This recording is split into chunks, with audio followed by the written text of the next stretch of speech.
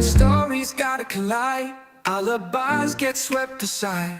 I got proof that can't be denied. The data don't lie, people do. Waves crashing, secrets in the tide, facts and numbers side by side. Through the chaos I will abide. The data don't lie, people do. Look at the records, feel the vibe.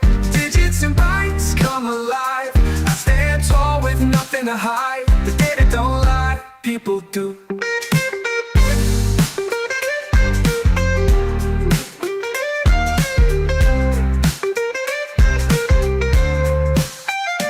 Friends may twist and tongues may tie, plausible tales shape the sky. In the end you can verify, the data don't lie, people do. It's in the matrix beyond the eye, hard truth that's flying by. Evidence you can't defy, the data don't lie, people do. Look at the records, feel the vibe. Digits and bytes come alive. I stand tall with nothing to hide. The data don't lie, people do.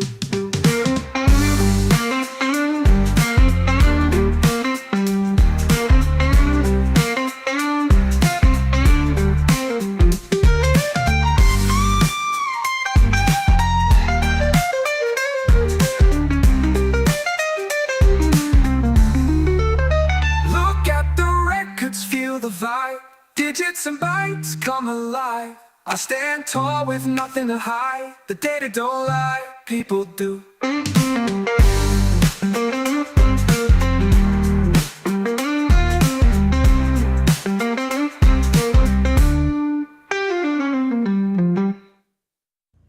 Hello everybody, how are we all today?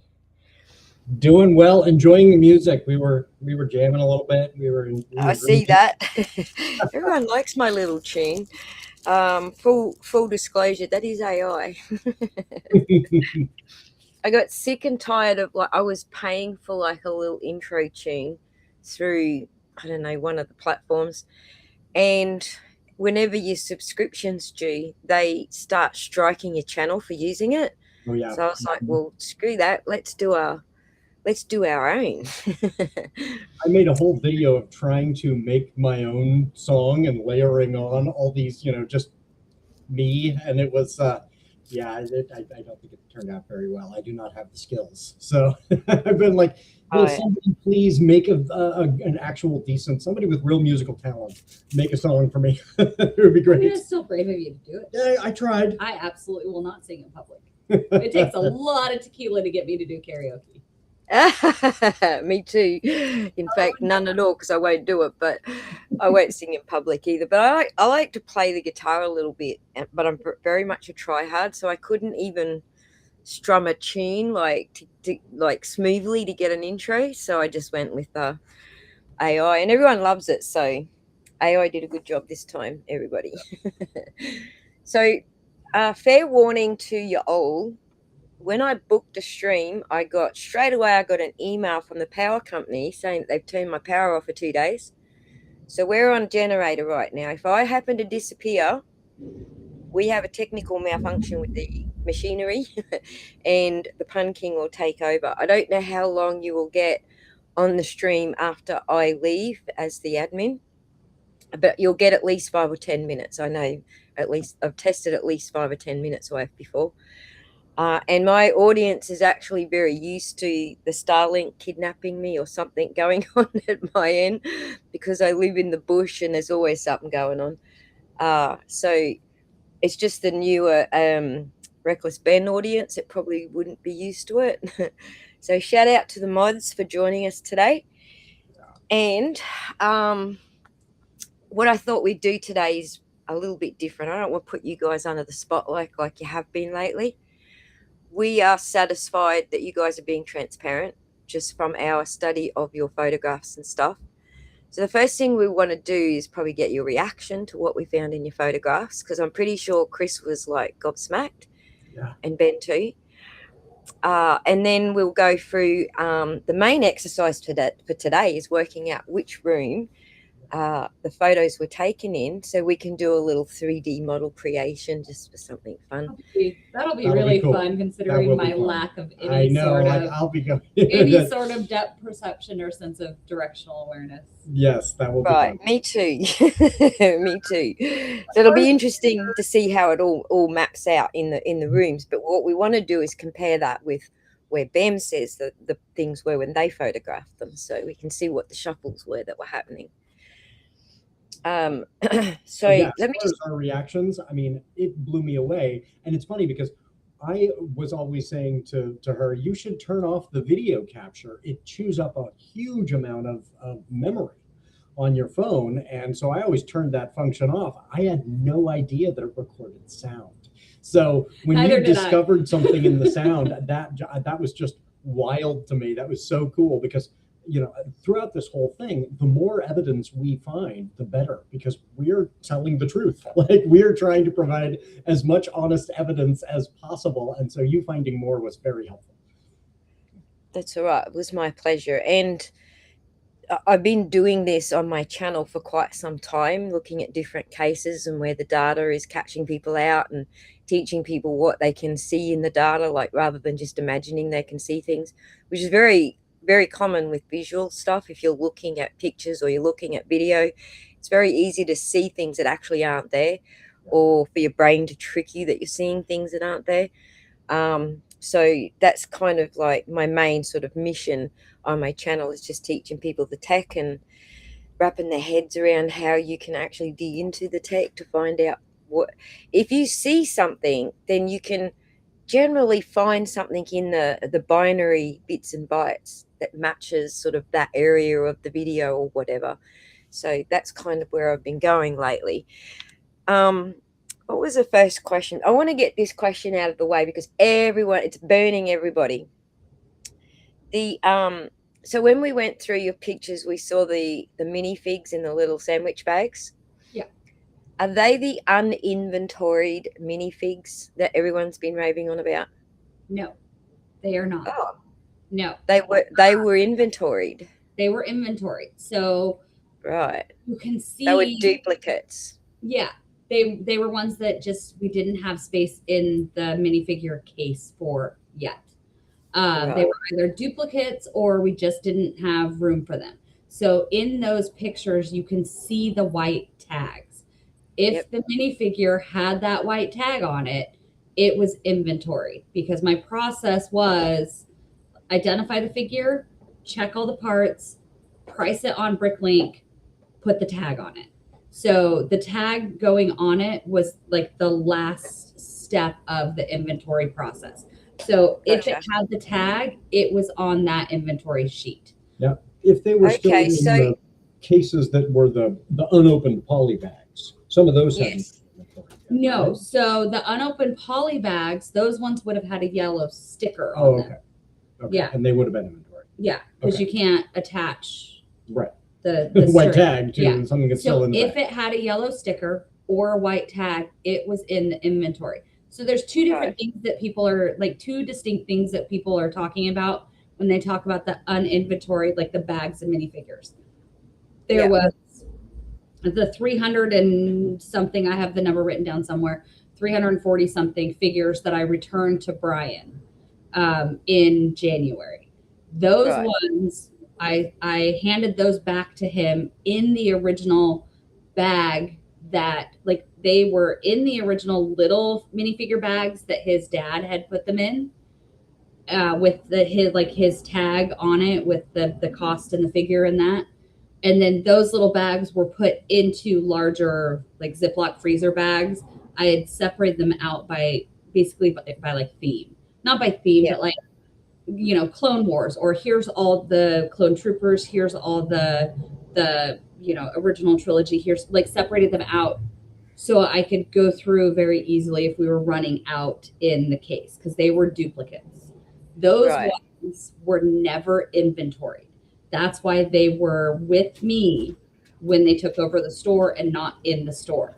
Nice. And that means he got them back. So he got them, because it was really, really difficult to work on inventorying those figures when I was at work. because you'd have to sit behind the counter with my computer and go through those individually. Like customers would come in and then they'd want to look through the uninventoried ones, ask questions. You'd get like you'd be pulled aside by a sale. You can't just leave them sitting there. Or somebody. So yeah, so working on inventorying them while I was at work was nearly impossible. So I was taking them home with me to inventory at home and then bringing them back to the store. So that's why Brian got that tub, those ones. And they were both Brian and Chris were so vigilant about when we met, like literally, you know, we met in a parking lot and both parties were videoing. Yeah. We are returning these and signing off. We're returning these, you know. I went through and wrote all the figured numbers. And so we have like a signed thing with here's the 13 sets, here's all the figures that we both signed, just because at this point the police were already involved. And so it was just kind of, you know, insurance for the both of us. Yeah. The other part of that is there were a bunch of like Ziploc sandwich bags of minifigure parts, like the weapons, random helmets, random pieces of hair, pauldrons, capes, stuff like that. And those were never inventoried because we were pulling out of those bags as we needed to complete figures. So like if there was a clone trooper that was supposed to have a pauldron but didn't, we could pull it out of that.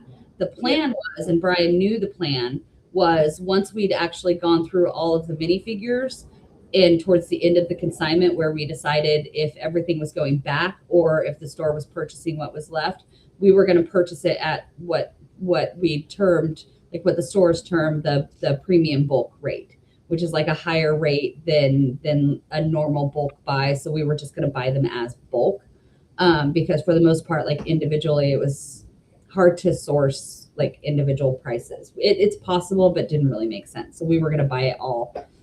So on that note, do you know what the value of that 300 minifigs was thereabouts? Because I did a rough calculation, but I don't know if you had left any of the valuable ones in those 300 or if you had taken all the valuable ones out.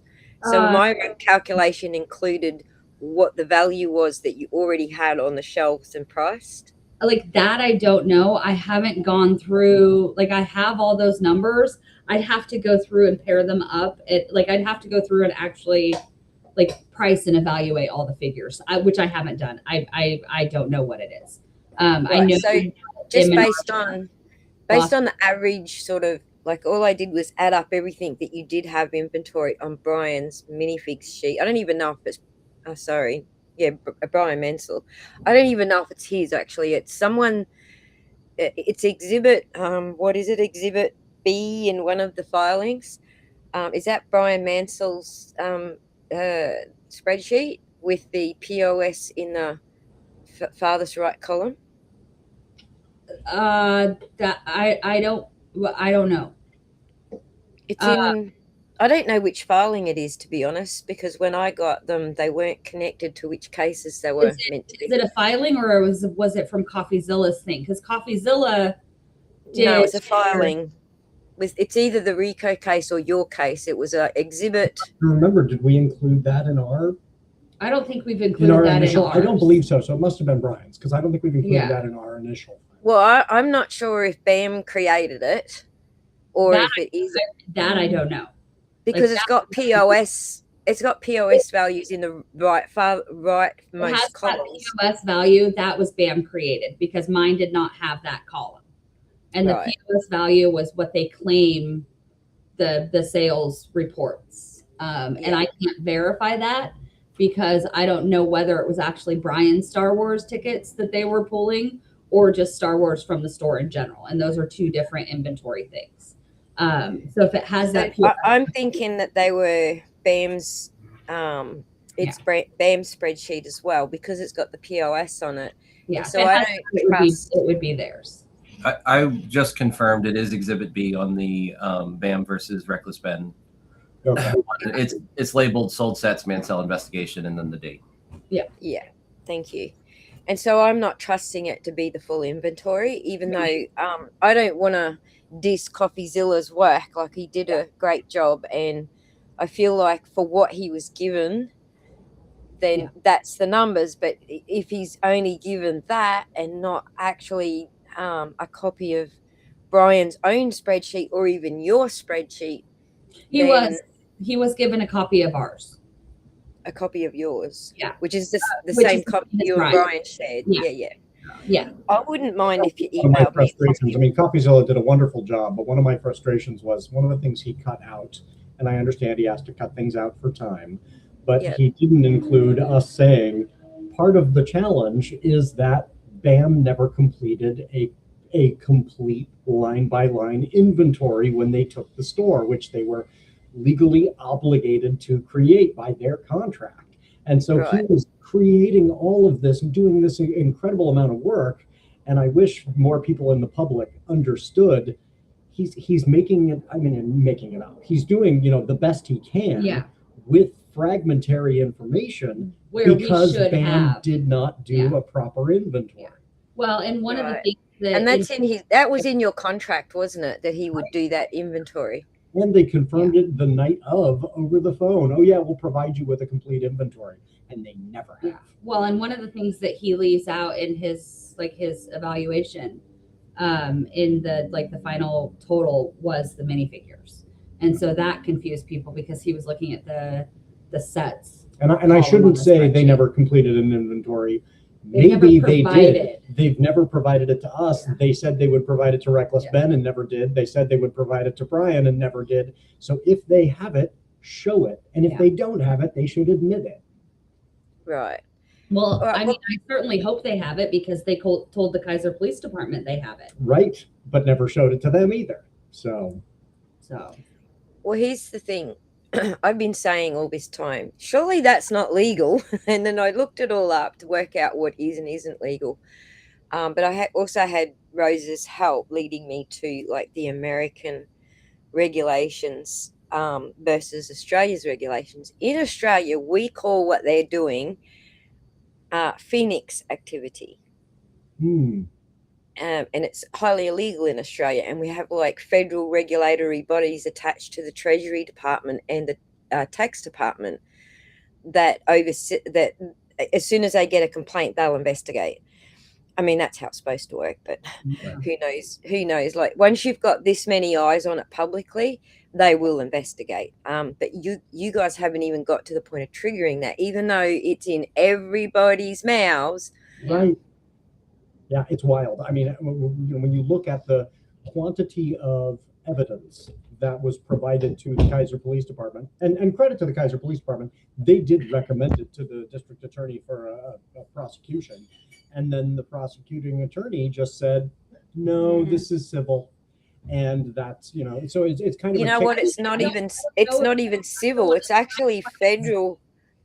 It's actually, because sorry, I'm going to clarify because I don't know. Is there anywhere where the district attorney has said, no, this is civil, or just declined to prosecute? I believe it was written in that report, in that police report. I may have missed that. I don't want to, I want to be very careful about not misspeaking. My understanding is that they actually said this is a civil matter, case closed. Yeah. It was the last line in the police report that the BAM map just published. So you're safe to say that now. And I would just say that it's not even civil now because with what we've uncovered with the Phoenix activity, it's now federal. This is the IRS and the FDD and whatever bodies you got that overlook all of this stuff, oversee all of this stuff. It's not even civil. It's actually a federal offense. And if any of the stolen Legos end up in another state, that's even bigger trouble for them, especially now it's in the federal court. It's even bigger for them now. So but you can't rest assured I won't speculate on anything that's going to put you guys in legal jeopardy, and I don't expect you guys to talk about anything that puts you in legal jeopardy. I think I've got a pretty solid idea what not to ask you for that reason. So, but if I do, just don't answer if you can't. Yeah. So great. So you answered the main question. The 300 minifigs that we thought were missing are actually not missing. They're back in Brian Mansell's possession. So yay, we found the minifigs. So that's a good start. And then let's go the FTC. That's who it is there, the FTC. So for Australia, it's either ASIC, or the ACCC. They're both connected to the Treasury Department and the Tax Department. So it's the same kind of thing here in Australia. A lot of people are like, oh, but you guys don't have, separation of power like we do between the federal government and the states. And I'm like, yeah, we do. We States. have it is the Westminster system, so it's not the federal feudalism, I guess that's what you call yours. But we are a federation, and it is under the Westminster system. So there are some things that are a little bit different, but we do have separation of power. It's just that when it comes to the economy, the government takes these things very, very seriously because they wreck our economy. I think it costs us between $4 and $6 billion per year on our economy. So multiply that out to your population, and that's what it's costing your population, the Phoenix activity that's being described by the BAM map. Yeah. Well, and it How many kind of- territories are there in Australia? 6 or 7? Technically 7. 7, and so we've got these 50 fiefdoms, right? And then That's right. there's always been this tension about what is federal and what is what belongs to the states, and sometimes it is used as a mechanism to kind of punt and say, oh well, the feds will take care of that. Oh, the states will take care of that, so no one takes care of it. And Right. I think there is that tension right now where different parties are saying this is small. I mean, for them, they're saying this is small, and we're saying this is our life savings. This is big for us. And I hope It's big when you add up the amount of companies who are doing it, because there's gaps and there's loopholes. But I suspect, speculation here, nothing to do with you guys, but I suspect the lawmakers all know those loopholes are there and they're all using them themselves. So I suspect that's what's going on, because that's definitely what happens in Australia. They know where you can or can't get away with things, basically. So and they don't want to change it because all their investments are over there in that little pot. So so CR Tune is saying, in courts, if there's a remedy which can be pursued by a regulator, they will opine that this should be exhausted before a court process. You mean like a federal court process? And this is one of the things that I've civilly. wondered. Yes, I've wondered, was the DA saying when they said, oh, that's civil, what they were really saying is, oh, let's kind of wait and see if this gets handled civilly so I don't have to worry about it. And it's possible that at the end of a long civil proceeding, the next DA could reopen. So Right. that's a fingers crossed too, is that people will be held accountable, but they're trying to say, oh, it's hopefully somebody else will take care of it so I don't have to. Well, and there's also an aspect in the U.S. of, we see it with the IRS.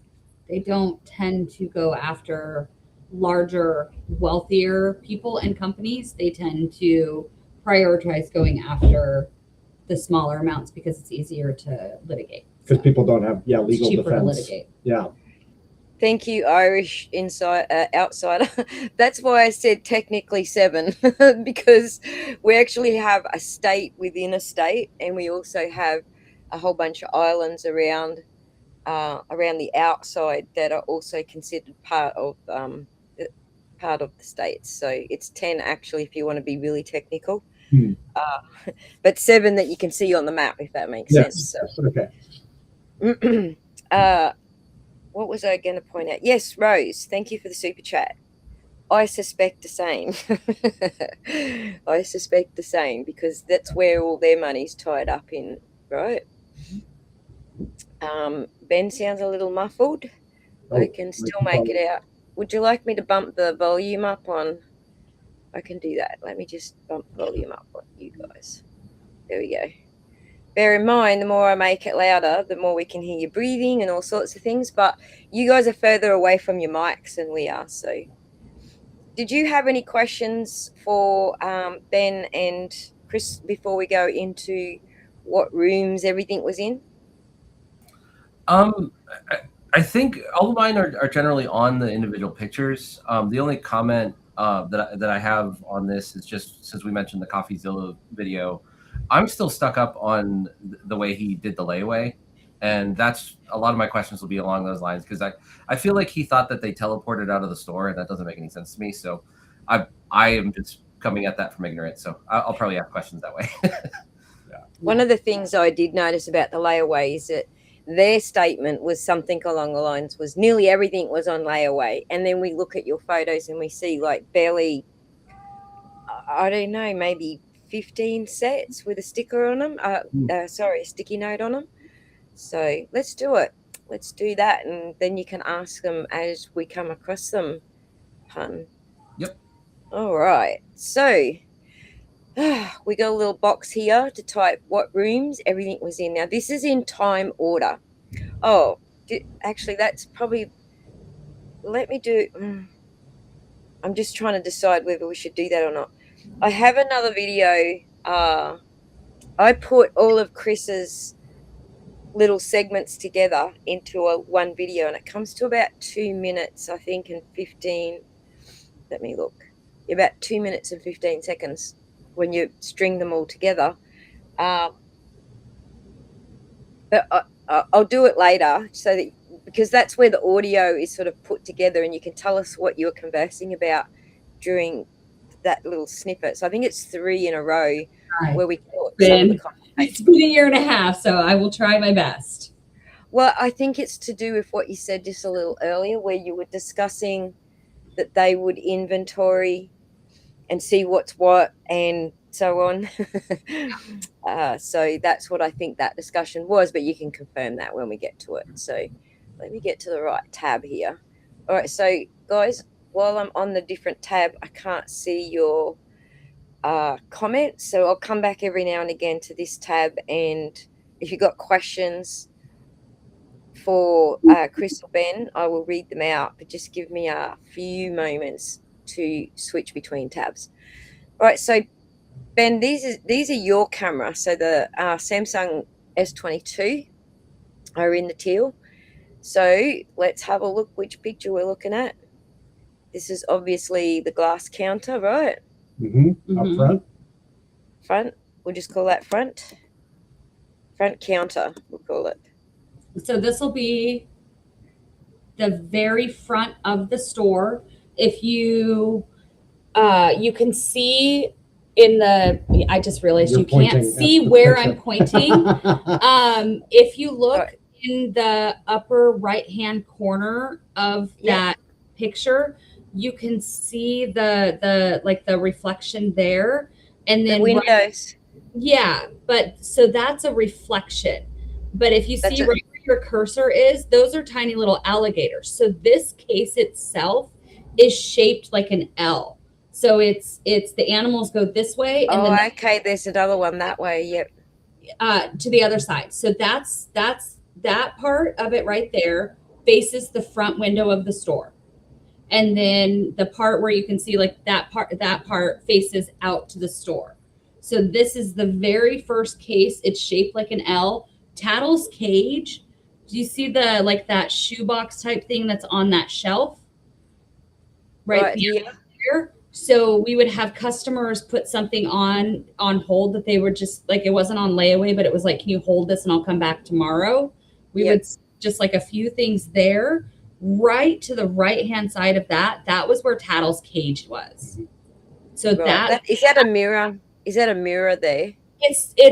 That's a reflection of, I'm trying to look close enough, and I can't, like, I don't remember. Yeah, it's the mirrored back of the door of that case, which is open. No, I know what that is. That is, there was like a dowel strung across with a brick printed like sheet on it to block kids from gumming behind the counter. And this colored sheet. Well, the reflection, I'm asking about the reflection though, that's reflecting from this side. No, seeing that's through to the. that's inside the case. Yeah, you're It's seeing just like through it's a into little the bit next part blurry. of the L case. Yeah. Oh, I get it. I'm oriented now. That is the Yeah. back of the case, and the door is open. Yes. Mhm. Yeah. Yeah. Gotcha. You can see where that shoebox is. Just a tiny little bit of the black sheet, the black cage cover that covered Tattle's Right. cage. Right You there, see yeah. just a little bit of that. So that was Tattle's cage. So that's the very front, the very end of the minifigure case. The animal sat in the very front. We'll have to go Awesome. through this for all of it. That's great. Now we've got that orientation, and that mirrored bloody door threw everything off too. So It looks like it's a mirror, but I don't know why, because it's not a mirror. it's It is- glass. Yeah, because you can see those are alligators on that top shelf, and so you can see that the tail is, or the sharks. So you can see the tail, so it's not a mirrored reflection. Yeah. So that counter is actually there. That's a glass. Yeah. thing It just through glass. weirdly looks like a reflection, but it's not. I think it's just like the camera itself. I don't know. Gotcha. Oh, it's because you have a crappy camera on yours and mine was better. Yeah, on that note, just so you know, Ben, you're right that your camera will take a lot of room to store these, but Crystal's camera has this new generation of a couple of things, storage space and the way the pictures are made up, that she's probably storing that 2 seconds of video in the same amount of space that you're storing a single photo, because she's got the Snapdragon Gen 8 on her S23, which was new for that model. Just so you know that. Yeah. Is that still the phone that I have? Yeah. Yeah. All right, so here's your next photo, and this is the same thing again. So that's front counter. Front. Oh, is this, whose picture is this? Fine. I just was It's going a- down the line. It's the same picture, and it's only a few seconds later. So if you look at the time on it, Slightly over. Yeah. Oh, I see. I was like, where did the sharks go? Okay, I see. I just shifted slightly. 11. Just slightly over. Yeah, because you can see them in the very back. Yeah, okay, I see. Right, you can just see a tail right up the back there. Yeah. Okay. So that's front counter, and I'm guessing this is going to be front counter and a different You angle. can see that L. Yeah, And there's the sharks. That's the L shape that you're talking about. yeah. So this faces the windows, and this is inside the shop. Yes. Yes, that's Yeah. correct. Okay. Yeah. All right. Now we go. What do we got? 4316. Come on, Paige. Be nice to me. And then this is 43. So this is seconds later. This is Crystal's first little video snippet. Where are we? Hang on. Let me play it. As you can see, we were running around madly doing this at the same time. So she was in a different room. As I was in the front, she was in the back. So when I added up all the timestamps, and it's actually for the 14th, it actually ends up being 19 minutes and 35 seconds they gave you before they kicked you out. That sounds about right. Well, that's how much we had when we realized, like when we finally realized they're not going to let us stay and do an inventory. Now we need to frantically get as many pictures as possible, because we spent time on the phone with Kai McAllister trying to work it out. And then it was finally like, there's no way, we don't have time. So let's get as many. Yeah.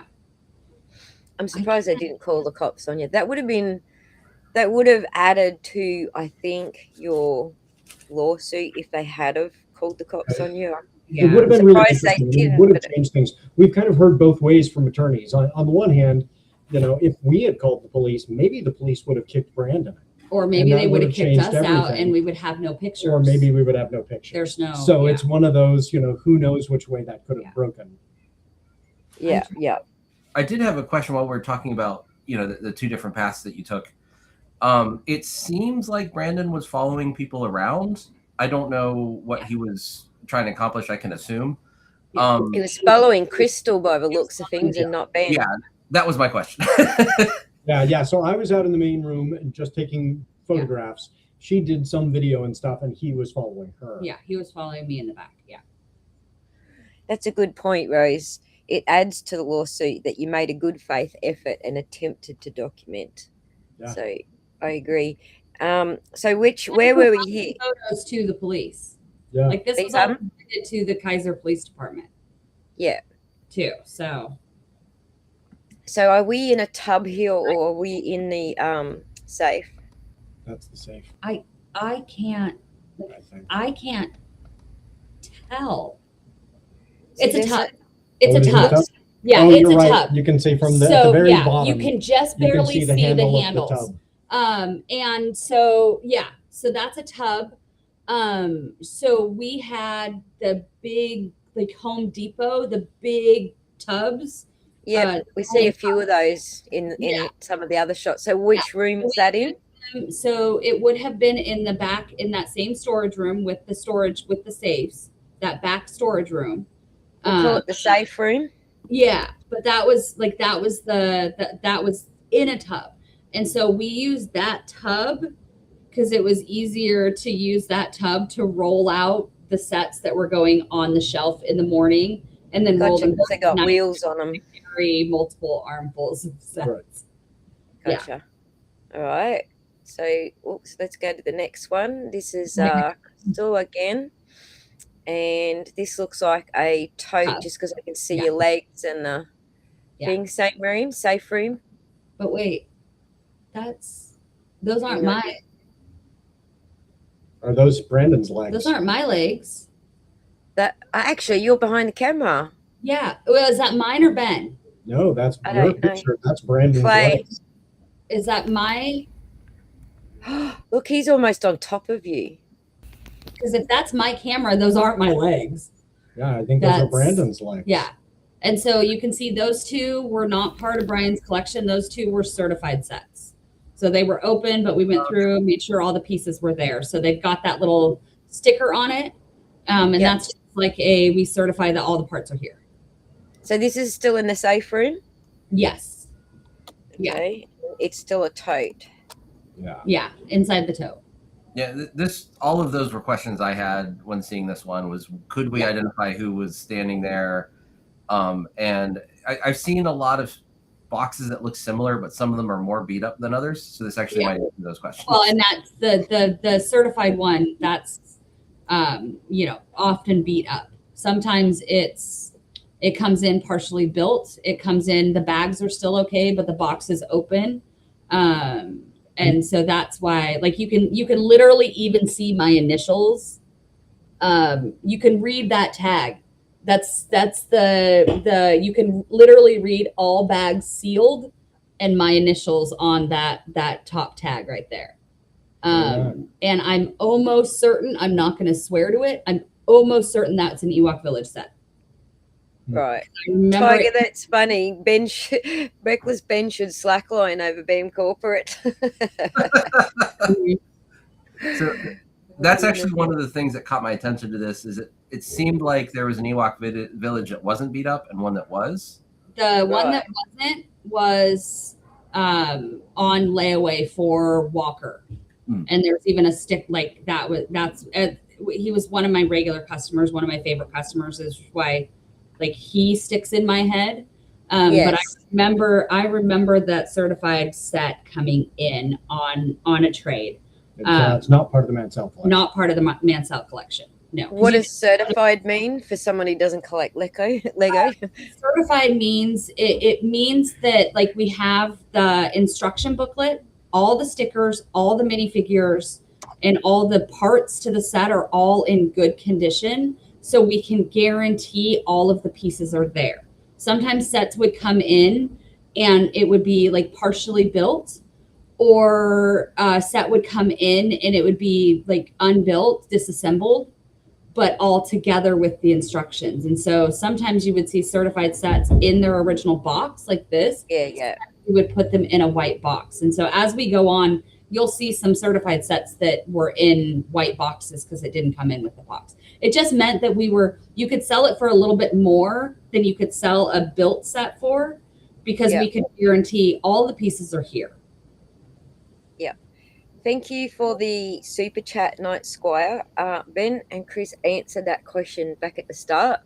So just rewind, because I'd rather you hear their explanation and we don't have to make them repeat themselves, but they did answer that question directly.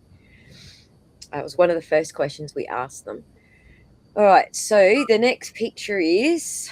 I do have a small question on that one, and I think this will come up with other pictures. It looks like just next to the UPC, you can see item numbers. Is that the set number? Where am I? Up top? Yeah, just above the barcode. It's not the set number. It's, item. yeah, it's not the set number, and it's not like the barcode number, because like Lego sets they're not that many numbers. I genuinely, like, I don't know. I think it's batches. So It might well be. Yeah. The plastic that they're made from, this is just my understanding of manufacturing. The plastic that they're made from come from batches, and I think that might be a batch number. It might just be like the printing, like the release of it, right? Because they do the initial run, and then when that sells out, they manufacture more. I'm not. Maybe it should be an answer. I know I'm not super certain. What I'm used to with inventory is there's a proprietary number, and there's like an OEM number, and then there's whoever is stocking it has a number. So it's not surprising there's multiple numbers on the box. I don't know what to look for to be like, hey, a Lego nerd can look at this and figure out what it is. So every store did it a little bit differently. For our store, because we were a small store with smaller staff, our only our new in box, like from Toy House or from like Chow Run Toys or Big Kid Bricks, anything that we were ordering new would have an inventory, like an actual, like the barcode would be in it and would have its own individual inventory number. When it came to things like used sets and certified sets and minifigures, they didn't have their own designated serial number in the system. They got rung in under like a generic, like a button, like a used set, and then we put in the value. Certified set, put in the value. For Brian's collection, I created a minifigure inventory item and a set inventory item. So we didn't do for like these certified sets. They just would have been rung in under certified set, and then we type in the number. And that was just a time. So much stuff is coming in. Small staff, not a lot of time to go through and do all of that. You got the set right. That was the Ewok Village. Good eye. It's a pretty box as well, and it's still in the same tote, right? We're still in the same tote here, in the safe room. Yeah, because that's another certified set that says, like you can see on the tag, all bags sealed. And that would have been, I believe that was a modular set. I think it was a modular set. I can't tell which one. 10232. Somebody in the comments is going to pull out what set that is. I'm almost certain that was a modular set, but I'm not. Is that your little monogram on there? That's my initial. You can see my initial on the other one too. Yeah. $349.99. That was definitely a modular set. All right. I can't tell which one. Maybe the police station. I'm not certain. You'd still see Brandon's legs in this one. Look. I'm assuming those are Brandon's legs. And they would have to be. There's nobody else there. I know. I'm very conscious of your point about seeing what we want to see, and so if those are human legs, they must be Brandon's, because he would be the only other person in the space. They're absolutely pants, but whose pants is the question? Yeah. So this is let me just see the order of the time. This is all Crystal's little. So Ben was taking a break at this time. Oh, here we go. Here's Ben's next photograph. So this is 43, 42. This is a couple of seconds later. So obviously you were not in the same room as Crystal, obviously, because this is where I had him up front getting like the minifigure cases, the used sets, the bags, all of that stuff, while I went in the back. Got the. I do have to run to another meeting, but you'll be able to tell where everything is for mine. So. Yeah. Thank you all. It was good to see everyone, especially all of you in Australia. Thanks for joining us. Sorry I couldn't make it earlier. I got so many things going on, including power outage. So a writer I admire is doing a reading, and I get to meet with a bunch of other authors. So this would prior engagement, but she knows where everything is. That's good. Thank you, Ben, for joining us. Bye. So All right. So, yeah, and this timeline basically tells me that those are not Ben's legs because he's out here in this room. I mean, I know Brandon was following me around all night. In a creepy, And too close way. yeah, I clearly could not take pictures of my own legs. And that looks like front counter. That looks like the Yeah. L part of the front The same counter. L. Yeah, so that's that same L case. You can see the animals underneath it. Yep. So that's that same animal case. All right. And this one is Back in the back storage room. same, Back- the safe room. Yeah. Safe room. I'm using the term safe room on purpose. Yeah. Because I don't know if you noticed, but in some of the interviews they denied there were any safes. And in another interview they were like, is that a bookshelf or a safe? So so I'm using that term on purpose. So we've got some clarity on that. And there's the tote that we were just looking in. Oh, this is a different tote. No, that's the same tote? Or a different tote? No, it's a different tote. No, it's the same tote, but just from like a higher angle. Because Gotcha. you can see, this tote right here in the corner, that tote's a different tote. That one right there. That's a tote. It was just full of, when we would do comic conventions, these are actually like clear shoebox cases, shoebox storage, but they worked really well for minifigures so that you could put the minifigures on the table without people walking by and grabbing them. I learned that the hard way. Right. People would be swindling things Hellish and crooked. Like the minifigs are so tiny. Yeah. And that's that same animal case. It's just the like the opposite end. Yep. So that would have been right above the sharks. Yep. And then that's the back safe room. That's the safe room. And so you can see those minifigures, they all had tags on them. And like the big headed guy, so many of them. You can see the Amidala's. She's an expensive figure, and I didn't keep more than one in the case at a time. So that's why they're back there. And then you've got like the snow troopers. There were a ton of them. So those were duplicates, but they're all tagged, and they were all inventoried. Right. Now I get your now I see what you were doing. Yeah. So. And then that's just another view of it. So you can actually see that is sitting on the same rack as that. Yep. And there's that tote with your clear boxes under it. Yep. Yeah. All right. I don't know what's going on here. And keep in mind, the takeover, that shelf that you're seeing this happened in mid-November. So we hadn't yet gotten any new Toy House shipments, but we'd already like stocked all the last shipments. So that's the shelf where when we got a new shipment in, all of that stuff would go. That's why you can see the Disney set and that Star Wars and a couple other ones, because those are like the last of the ones that from the launch. Yeah. All right. So this is the front counter again in the glass cabinet.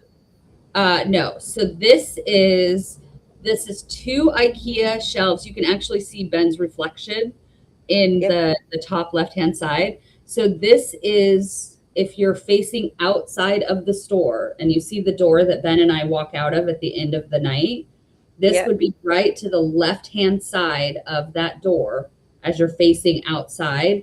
And it was 2 IKEA glass display cases on the side of the door.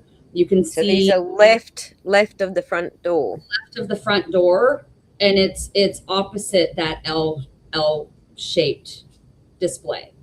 Gotcha. So it's right on the other side of that, but it's that window right behind it is the window showing out into the parking lot. I think if we at least have the word front in it, I can narrow it down to everything at the front room, and then where they were in the front room by Yeah. the rest of the description. So, all right, here we go. Same spot. Yeah, same spot.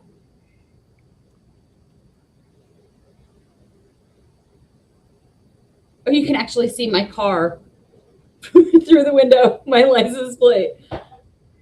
Can you? Oh, is that what that is? Yeah, Your right car? there. Uh-huh. Yeah. So who's that standing off to the side watching? Like that's either like it's I can't tell. It's I don't think either- it's. I don't think it's either Ben's Ben's reflection because he's here. like or it's Brandon. I can't tell, but it wasn't me. Oh, hang on. There's a glass side on that, so it could be Ben. It could be actually reflecting Yeah, here in I this position. can't tell because Yeah. because there's two glass cabinets right next to each other.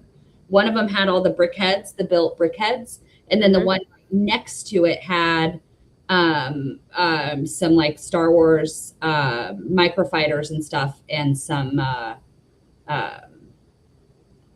We'll don't probably come to that next, actually. All right, so these have got tags. That means they were inventoried, right? yeah. And that's that same shelf because you can see it's the same shelf as that plate of figures we saw earlier because you can see that same Star Wars set underneath it. Yeah. Great. That's the safe room. So, Yeah.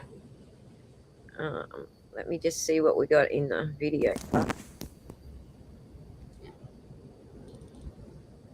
There's one where the picture is of the sets, but I think you moved from this shot to inside a tote, which is just coming up next. So So quickly.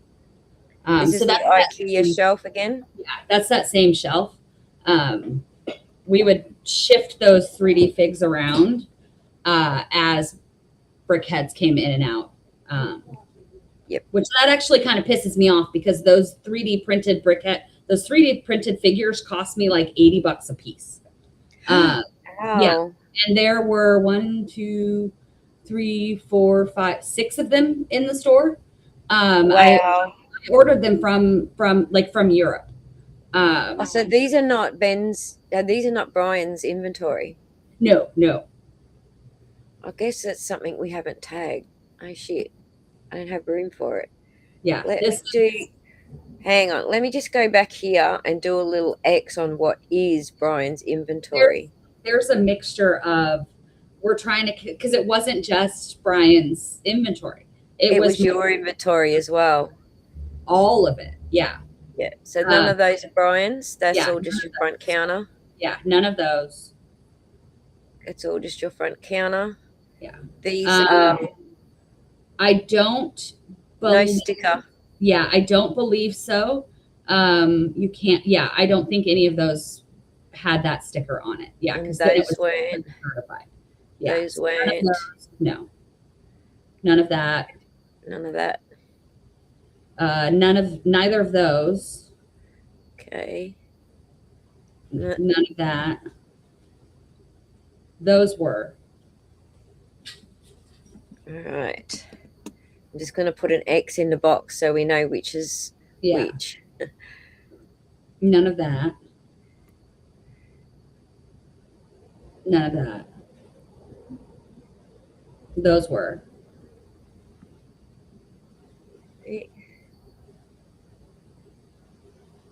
None of that. All right, we're back to where we were.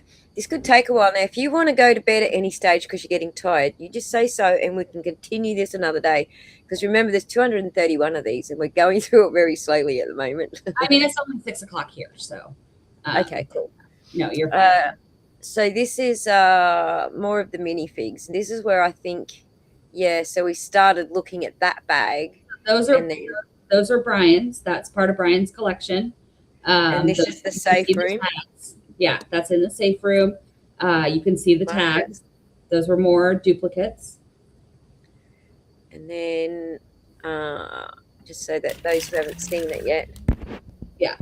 And essentially, like, those bags were all inside that tub. And they're all Brian's? Yeah. So I pulled the bags out to take individual pictures of them. Right. So all Brian's. Right. And you can see the tags. Right. These are not Brian's, but these are the left Yeah, that same front. of the front door. Yeah. Whoops. Spell door correctly. Whoop. I did it again. All right. And there they are all in the tote. So these are all Brian's. Yes. Okay. Safe room X.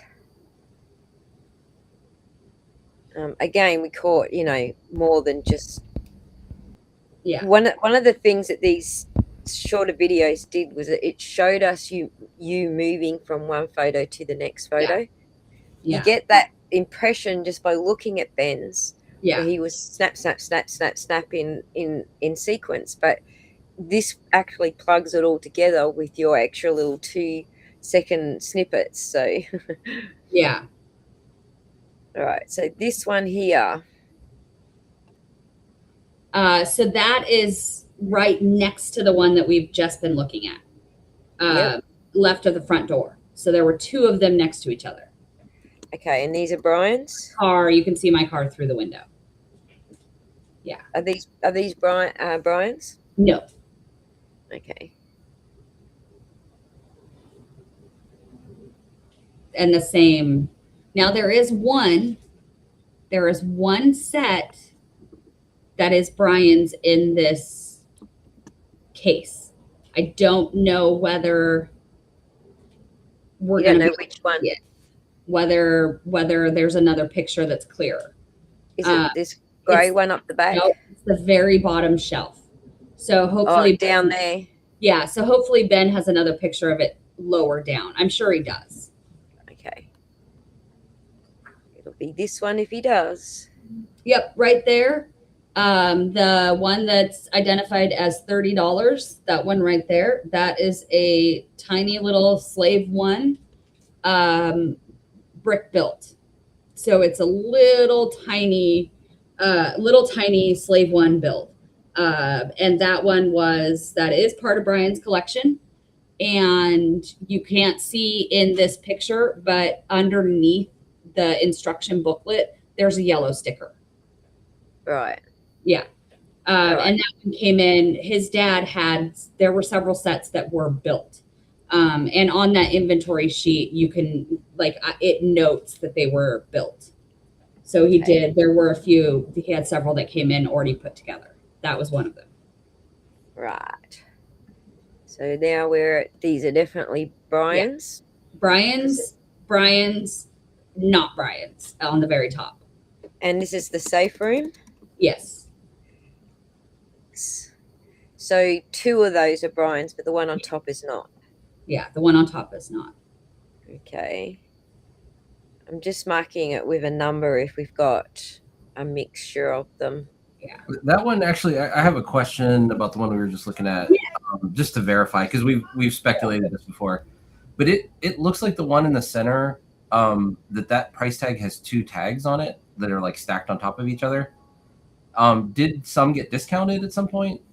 Is it? You'd have I to don't zoom in. You can. I just don't think this is zoom the in. one you're talking about, but yeah, there is one in there eventually that we get. That price tag got put in the wrong spot, but yeah, there would definitely be ones that got repriced. Okay. A lot of them got repriced because we had the collection for almost a year. Customers would come in and they would see one and they'd go, "Oh, this is selling for less now." And then I would go, "Okay, it's time to go back through and reprice." And so I would go back through all the current ones on the shelf. And every month or so, I would go through the ones that we currently had on display and just double check their prices. But I did that for all of the retired sets. And we did that for all the used sets too, because the value fluctuates. So yeah, see a bunch of them that have the sticker going on top of the previous price sticker. Or sometimes it's just that my roller is off. So you can see where you can't see the last 9 on it. So I just have to do it again because it didn't come up clear. Yeah. So a couple of questions from the audience because I'm not paying attention over here. Is it true, Crystal, that that you and Ben are releasing some information today that is very exciting? he abandoned me, so I have to field this one. We were hoping to be able to, but that has been temporarily. I thought that was a serious question, Anne. Your system is rather diligent, the audience says. Okay, I think I got all the questions. Cool. Right, next picture. Sorry for the interruption. We do need to refer to questions so that we don't go too far ahead and the audience is on the same picture that we're working on at the time. Yeah, but I think you missed. Oh, that's not. Did you see a question? No, I think you missed an image though. Oh, I did. Hang on. I think so. Sorry. Let me just go back and look. Yeah. Oh, I did. I didn't put the name of it on there. Hang on. Let me just. Yeah, safe room. That one. So this one is where? So that one. See, I'm not sure if that's Ben's feet or not. It seems weird that he would be wearing tennis shoes and not his boots because he always wears the boots. So right next to those feet, you can see the floor mat. So this was directly to the right side of the front door.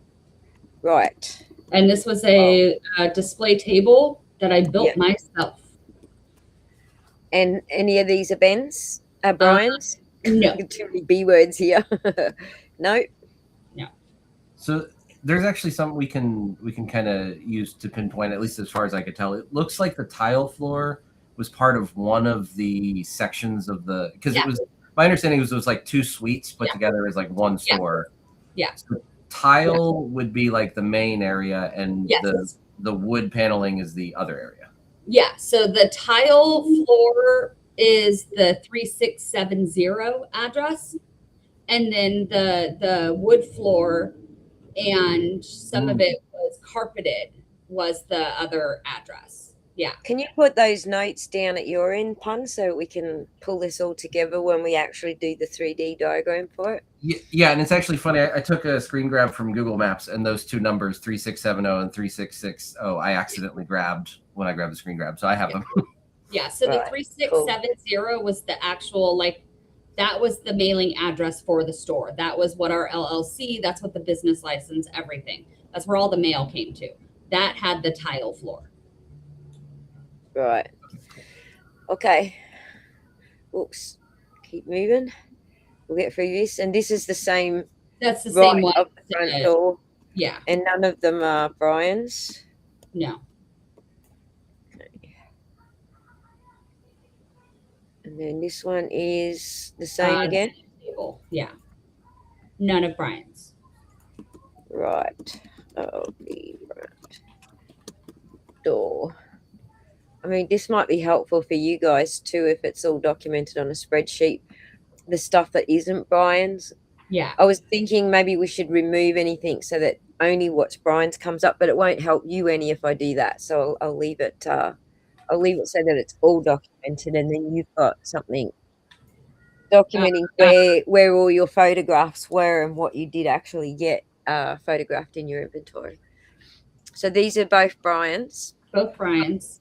Yeah. And that's the safe room. Yeah. Yeah. It's all Brian's. Little quick trip through that one just to make sure. Right at the start. Little shelf there. That's what we were doing. Like you can see my hand. That was what we were doing to see if anything else was in the picture. Like you've got your main picture of whatever item it was that you were photographing, but then we got other Lego number parts from, frame by frame going through your little 2-second snippets. So okay, this is right up the front door still. Yeah. Same table. Ben was very, very thorough when I told, because he really didn't know what to take pictures of. And he took which is good. But I kind of left him in the main part of the store while I went back to the storage room. Get everything. Yeah, he really did. He did go overboard, which is good. In this case, more is better. You'll stop me if anything of Brian's pops Yeah. up, right? Yeah. Right. This will be back in the safe room. And then we have Brian's, not Brian's. That one there. Yeah, right in the middle. So 3 of them are his. Yeah. Gotcha. Quickly run through that. We'll get to the conversation ones in a minute. All right. And Both then Brian's. What about this one up the back here? I'm trying to read. Let me play a little video so you can get some more. I'm trying to read what the post-it said. Post-it. I can zoom in on that post-it for you. Yeah, little post-it note. PARLBL something. It's a name. Let's not. I'm not going to say that out loud. It's a customer name that was on hold. I'm not sure if that was Brian's or not. Like I don't know because I can't see the bottom. Okay, so we'll go. I'll just leave it as X so we can work that out later. Yeah, I don't, because there's 2 other sets in there, but without being able to see more of them, I don't know. And that is to the right of, like further right of the front door. So you can see in the bottom left-hand corner, the end of that, the reflection of that display table. This is right next to it. Cool. And this is not Brian's, obviously. No. And that's Ben's hand. That I can tell. And this is all the same. Yeah. I'm just going to do a copy paste here. Yeah. All right. What are we up to? Same spot? Same spot. And not Brian's. Yeah. Still messing up my B words here. That's okay.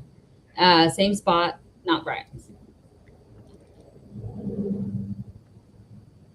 Same spot. He kind of did all of them individually, which is good. Like I'd rather have more than less. Well, you need to know what you lost here. So if you didn't have it on paper, then this is the next best method, isn't it? Yeah. Okay, so this is the safe room. Yes. So we've got Brian's, not Brian's. So 3 of them are his. Yeah. Okay. We'll quick squiz through that. So these 2 boxes down here. Yeah. He ended up having little packets of minifigs in there. Did he order like boxes full of them, or that's not Brian's. So those are poly bags from Toy House.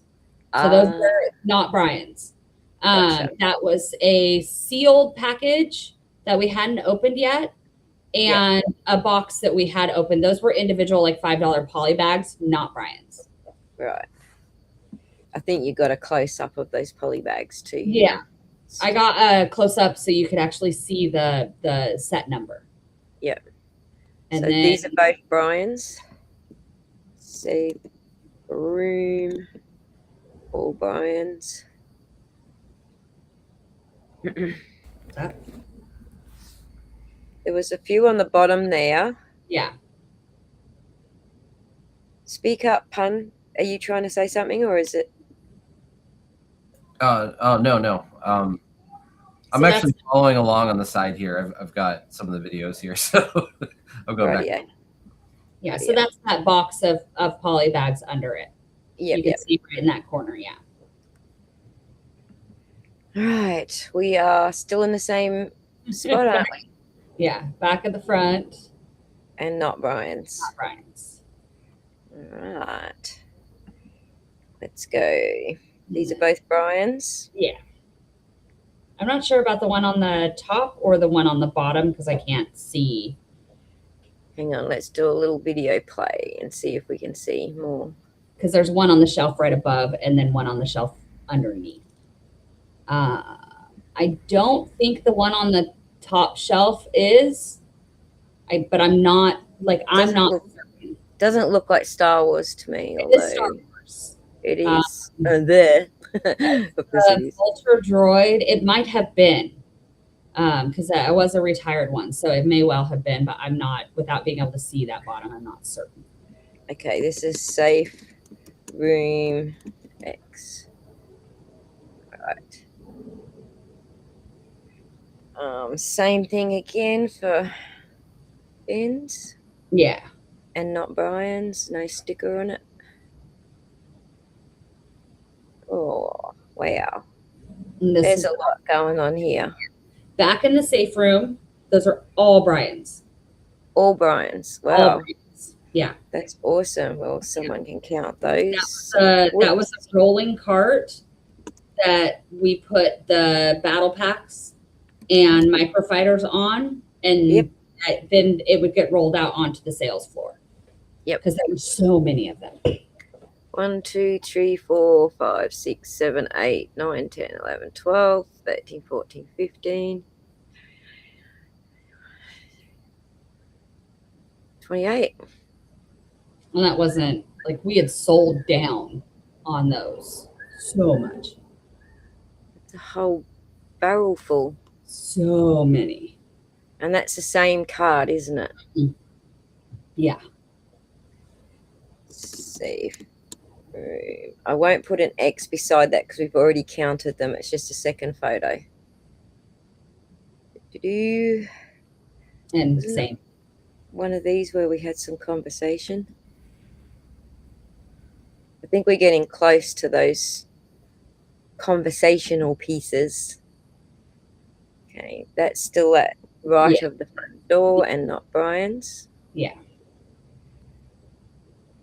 And this is the same cart. Yeah.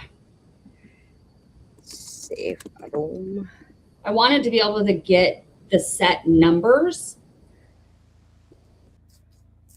I mean, with all of the pictures, was to be able to see all the set numbers. That was my next mission, was to go. Once we knew what they were, we'll put the set numbers in the rooms rather than the photographs. When we build our little 3D rendition of all of this, that's the same cart. Same cart, yeah. Safe room. Okay. And you can see there's carpet underneath. That's part of the other side of the building, the second address. Right. You're taking note of that, Hun? Yes. So I was thinking that if you were oriented at the entrance. Hold on. Hold on. I have to lay it out in my head before I say that. Her orientation partner has left the room. The second address, not the 3670. Yes. So my understanding is you would walk along the counter. To the left would be that birthday party room, and then behind that is where these offices are. Yes, and okay. the birthday party room, and you'll see in other pictures where our bulk tables were. The birthday party room were laid like this, so it was the bulk tables, that open area, the birthday party room, and then my office, the staff lounge, like the staff room, the storage room, and then a corner hallway, a second storage room for like the bulk that was either sorted or unsorted, and then you come around to like the buy counter and the 3670 address. So the store was laid out like straight back. So let me quickly answer Strongleg's question. Yes, Brian can prove it because they had a contract attached to his spreadsheet. And then thank you for the super chat, Zan. I didn't put the name of it on there. There is no way that BAM could be watching this and create an inventory list based on this information, is there? And the answer is depends what they want to do, because they've already entered this in their inventory list into evidence. So it's already, I mean, these videos have been out since the CoffeeZilla one. I would challenge them to provide, if they were going to do that, to provide, when was any inventory created, date it. You can't create any document. There's no document that you can create that doesn't have some sort of data on it. Outside of, did he walk around the store and do a handwritten inventory in the span of 2 hours? Because that is physically impossible. can Chris and Ben's attorney use this? You're doing a lot of work. I hope it's admissible. It depends what questions Chris and Ben's attorneys have and how they want to prove it. But definitely the metadata and stuff, they can use that in court. Absolutely. Did you get any positive review from your lawyer about your metadata? I mean, we haven't gone into, we're still so early in trying to like push them to do mediation. So we haven't gotten. Really? You're gonna mediate? I'd be suing their asses. I'd just. I mean, we have filed a lawsuit. Yeah. We have filed the lawsuit.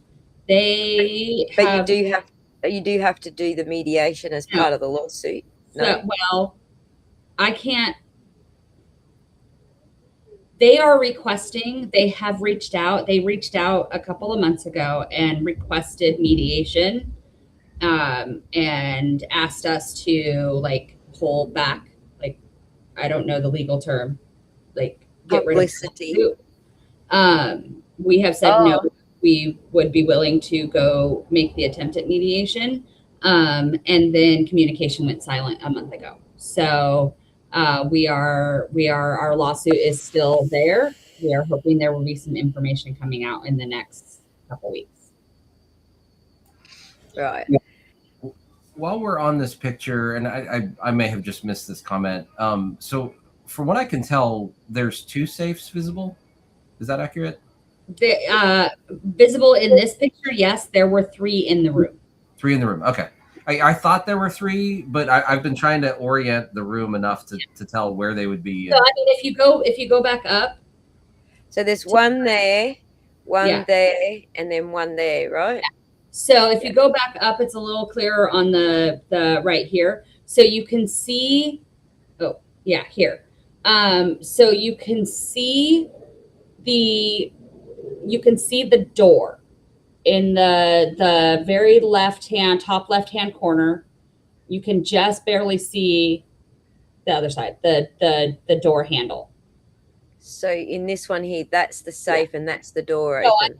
The left hand, the white space on the top left. Yeah, that other side. Oh, the top left here, yeah. That white space, see that little silver thing right there?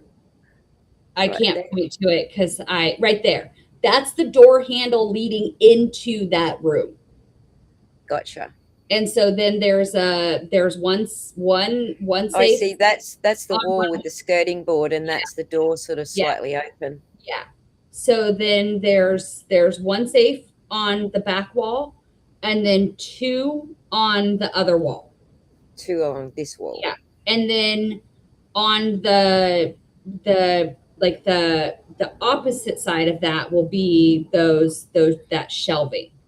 So you got that orientation pun. There's the door, a safe behind the door, and then these 2 against the wall in an L shape to that safe. Yeah, and what's interesting is there's been some chatter about like, where are the safes in the pictures, and this varies things from different perspectives. Yeah. But the point that I've been noticing is like you can't not see them. If you're in the room, they're there. Yeah. You have to walk by them. That's what I've been able to see. It's a very small room. It's a very small room. Like I had to shift stuff around to get pictures of everything because it's a very, very small room. It was smaller than our bathroom. Like it's a small room. Right. Actually, Irish, it's actually 3 small safes, not a walk-in type safe. It's 3 separate tiny safes. Yeah, it's 3 separate like cabinet size safes with shelving. So it's not like walk-in. the wire shelves that you see, those are like separate wire shelving. Yep. Lemonade Man will do that as soon as we're done labeling these rooms. We will do that as our closing thing. We'll have a look what you talk, because Lemonade Man's local to the store, and he's been photographing what's going on, what he can see through the front of the shop. Yeah. So we have stages, like the sets were on the shelves and then they were opened and then they were not there, and so we've got like stages from his photographing through the front windows. So we'll do And that. I haven't seen any of those. I'm also staying far away from the store. I'm Gotcha. only about an hour away from it, but I'm not going anywhere near that. So Right, and just for the record, Lemonade Man is just a local person interested in the story. He's got nothing to do with anyone, all right? Before anyone makes anything of it. So it's a video of the room. Cool, thank you. I do have one more question, just kind of as a general thing. yeah. So it sounds like somebody could also describe them as like locked metal cabinets. So what Yeah. I've been wondering is, when you got them, they were probably in a box. What did the box say? Oh, that I don't even know. Okay, I didn't know if they were labeled as like fire safes or gun safes, but I had a feeling that the word safe is in the product description. No. So let me clarify, because when you're like, yes, they are locking metal cabinets. So it's not a gun safe. It's not a, because it was several thousands of dollars to buy something that we were only going to use for like a year. Using the term safe when we were talking to CoffeeZilla, it just like, that was the term that just like that was used, and then was easier than trying to clarify anything. And that whole night, that whole week that we were interviewing with him. So yeah, they were like locking metal cabinets. They each had their own key. And then I had, as an additional precaution, because we had break-ins, so the door leading into the room had its own lock. And then I had chains and padlocks that went around the cabinets themselves that we could then padlock shut. Yeah. So I kind of went like a redundancy over a redundancy, because I am like paranoid. So. Gotcha. Thank you for the $5 super chat, Alex the Fiction, but I can't read those questions out on this stream. I'm sorry. You guys are allowed to have the pew pews and talk about the pew pews, but we're not in Australia, so sorry. But thank you for the $5.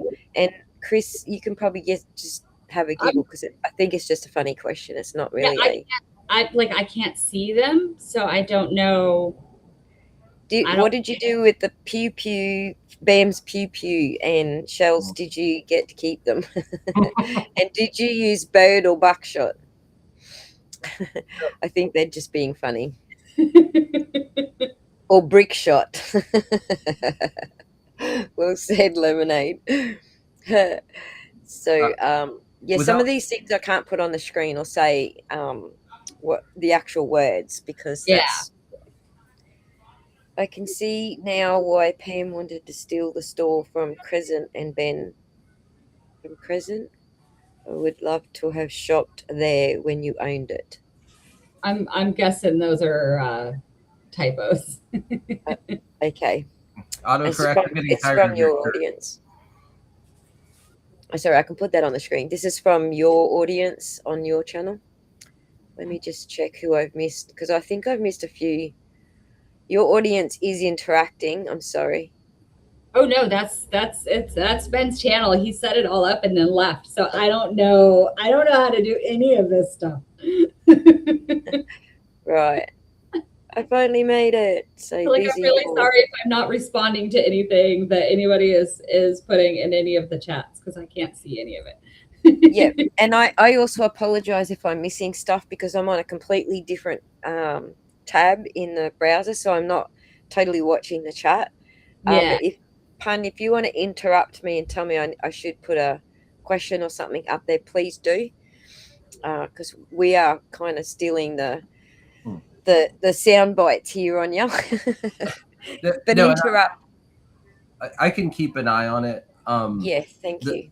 The one thing I was kind of wondering about at a certain point. We don't have to jump to the picture, but there is a picture in Brandon's photos of a padlock sitting next to something that's the picture's being taken of, and I've always been wondering, well, what was padlocks?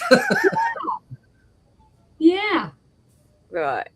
What was the padlock for? If the safes are got their own locks on them, what was the padlock for?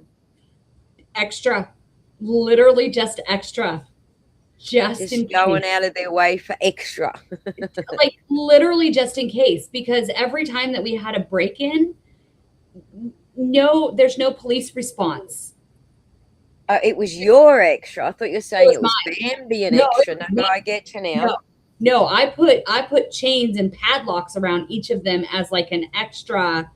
Somebody's going to either have to drag those heavy ass things out there before the cops show up. They're going to have to try to break that. They're not like, I did everything that I could to keep those as secure as possible.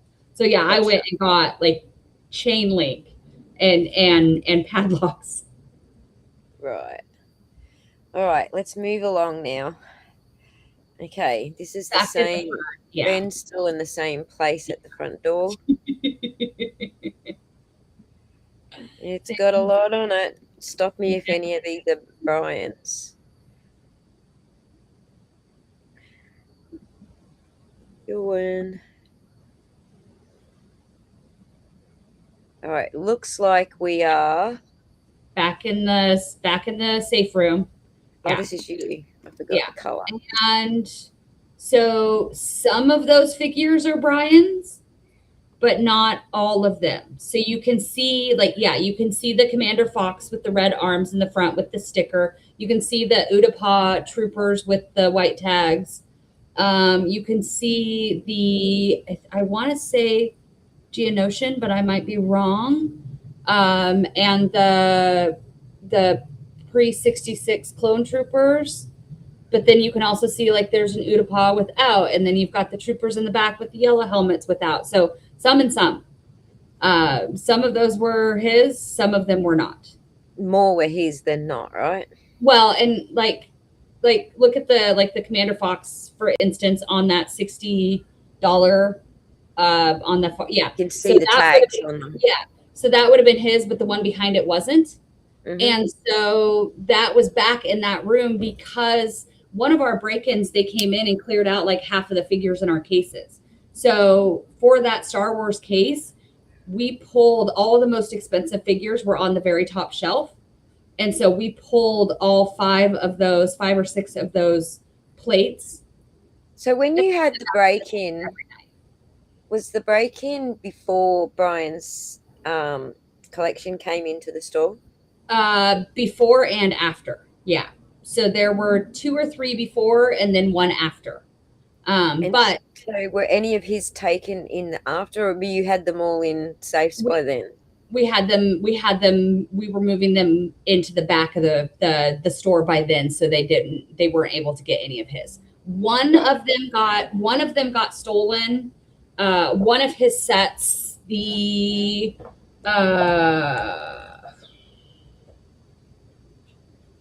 Jabba's Palace, but one of not the big Jabba's Palace, the smaller one. Somebody grabbed it off of the table and ran out the door when we were open. Oh my God. Yeah, that was, yeah. He grabbed 4 or 5 sets and ran. But yeah, not for any of the break-ins. Okay, so a lot of people ask questions about insurance, and this is my understanding of the insurance. Just correct me if I'm wrong, but it's the store or the LLC that the insurance is actually written for. If the store burns down or someone steals something from the store or whatever, not you personally, right? Yes, me as a representative of the LLC, me as the owner of the LLC. So we had insurance. Yeah. The LLC had insurance. Everything from the insurance company was inside the store. Do you think that's what BAM expected you to do? Was it's gone now, I've got to claim it on insurance? I don't know. I genuinely don't know. That night, all the insurance stuff was coming through the email, or it was paper mail in my back office. And it did not occur to me that night to grab any of that stuff. So I didn't have account number. I didn't have any information. And it genuinely had never occurred to me to file an insurance claim because of like the circumstances of it. It wasn't it wasn't a fire. It wasn't a natural disaster. It was like, we are finding a lawyer and going through this process. And so like filing an insurance claim wasn't anything. And when we found the first lawyer, there was no like conversation about filing an insurance claim. Right. Can I ask you a question on that note? Yeah. What would you advise anybody who is considering taking on a contract and opening a franchise store for under BAM? What would your advice be? Like the two things that I thought of was get your own POS system, independent POS system, and get your own. Like you can't. It's against the franchise agreement. You can't do that. You have to use their approved. At the time. This is exactly why. So they can just turn you off, and you can't get access to anything. Yeah, you have to use BAM approved email, their card processing, their point of sale system. You don't have a choice. And so your bank account's tied to it as well. Yeah, your bank accounts are automatically withdrawal for royalty payments. Yeah. I don't know that they're allowed, like what, and let's just say under the Phoenix Activity Act here in Australia, you can't do that. The franchisees have to be independent. You can't write that into a contract here. In fact, you'd be silly to sign a contract that says they can turn you off like that. Yeah, hindsight's something. But I do have advice for anybody that's considering opening a franchise. That was the point. Yes, if you're opening a franchise, read the fine print. And what advice do you have? Don't do it. That is so simple. Don't do it. Just don't. That's like, yeah. Invest that money to do your own independent store. And I would advise the same. Just having looked at how it works and what Phoenix Activity actually is, I would advise you don't do it as well, because you're going to lose everything. They're just going to take it all out from under you and then ship it to another LLC. If you already have one and you are locked in, my advice to you is find a very good attorney and read your franchise disclosure documents very, very closely and look at. Don't say a word until you speak with your attorney. Yep. Yeah. So one of the things that I found was that once you have joined once you have created and joined your own organization, I forget the name of the organization that the current franchisees have. But once you do that, you have a lot more protection than if you don't. I don't. As far as speaking out and being able to see your lawyer and do the things you got to do.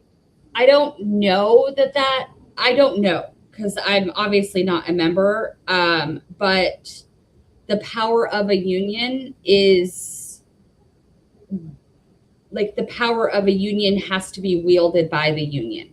So just being a member of a union doesn't automatically give you additional resources. No, but the union can speak on your behalf is kind of what I was referring to. As long as the union is doing it. There are some unions in the US that are better than others. And I don't know enough about it to speak to that at all. Right. But also corporate would have to recognize that union to do any kind of collective bargaining. They would have to recognize the position and the authority of the union itself. Yeah. So I'd have to look a little further into what the stopgaps are for you guys as far as independence goes, because I think we have actually different types of franchises here. Like, for example, McDonald's. Everything has to be McDonald's. Yeah. But I don't know that their point of sales and, all their communications and all their bank accounts are tied to McDonald's. It could be. That might be one of the exceptions, like one of the types of exceptions that we have. But I'd have to look into it closer to see what you guys have as far as that goes. Yeah, I don't know. Like I'm not familiar enough. I can get more information on that and work and do a little stream about it, because there's a lot going on the LLC side that I've only just started getting into and understanding. Yeah. There's other people out there, it's kind of more their lane. That one of them's in the chat at the moment, or two of them actually, Rose and Siartune. Siartune's actually like an auditor of some sort, financial auditor of some sort, to put it simply. So yeah, I'm just getting my head around how that all works, and I didn't even know we had, I didn't know what we called it. It was called Phoenix Activity, or what it was referring to, until this case come up. It's all very new to me, and I've only just started getting into it. So there's a lot of questions I still have that I haven't found answers to yet, but I do have contacts who are trying to help me wrap my head around it. So Yeah. I've seen franchises stay in business after the franchise license has been pulled. Yeah, I don't know how it works in the US on a strong leg. Yeah, that I don't know. I mean, I there was no way I could stay in business when they seized the entire store. So You're I don't know. underselling yourself, Rosie. You are actually an extremely good researcher, and this is my theory.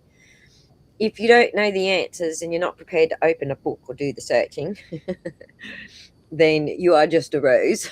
But you, my dear friend, are doing the research. So when there's questions, you're researching and trying to find the answers, and that's a different thing altogether. If you're looking at higher education and you don't feel like doing research, then don't do higher education, because that's all it is all referring to the books and the research and the finding the answers the hard way, essentially. All right, Night Kevy, thank you for popping in. Thank you to the mods for being in the house. The other super mod is in the house to take over for Kev. So thank you guys. And I think Corn Pope is also in the house, and a couple of others. So thank you, everybody. But thankfully, we don't have anyone running amok today. So, all right, we are still at right of the front door, yes? Over here, right at the front door still. Yeah. Looks like we're still there. Yeah, we're back to Ben's. Stop me whenever we come to a Brian Mansell one, okay?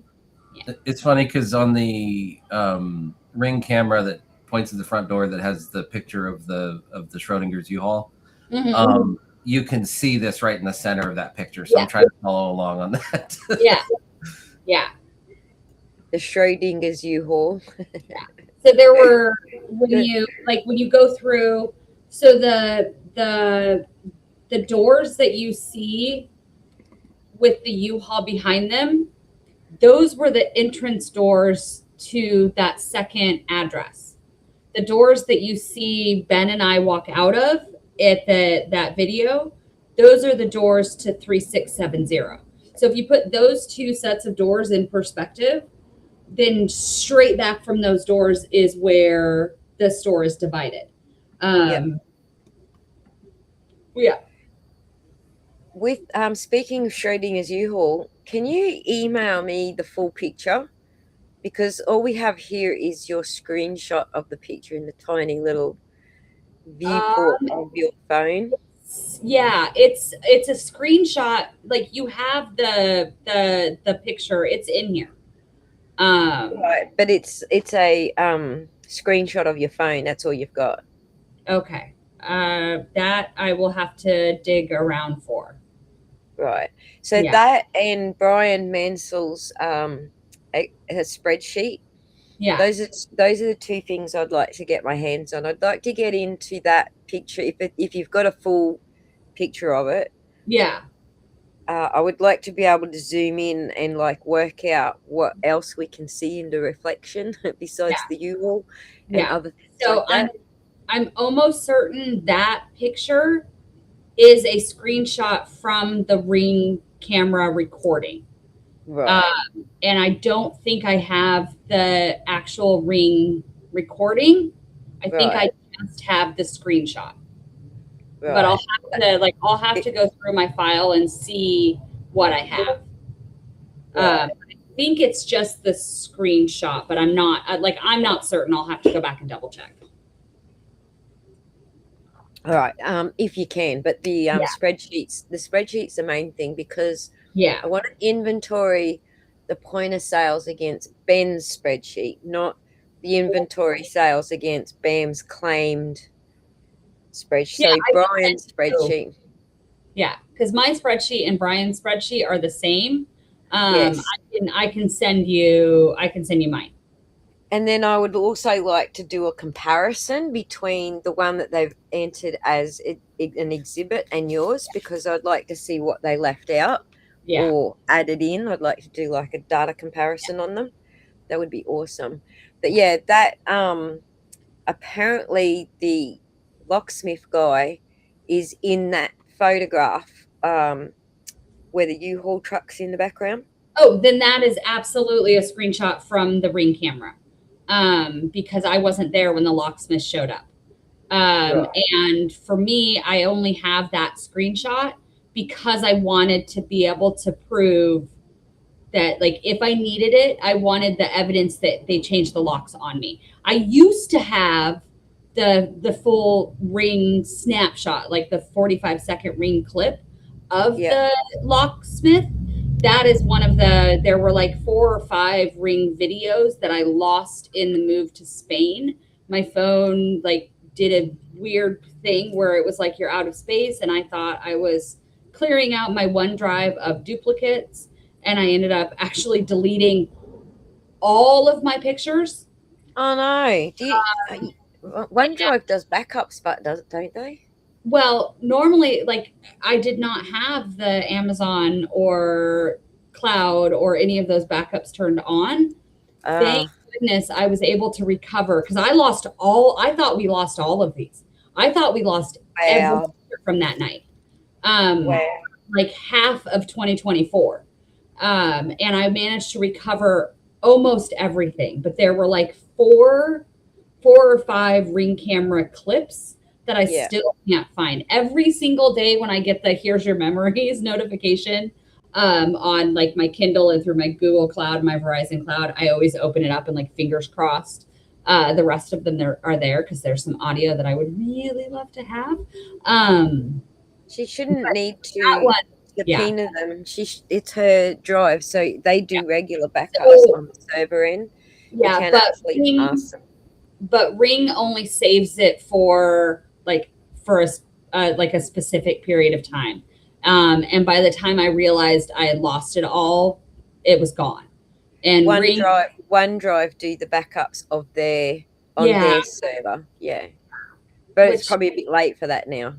I genuinely don't know if there's anybody out there that knows tech well enough to figure out how to recover stuff that I deleted off of. I don't even know, because it deleted out of my like Samsung gallery also.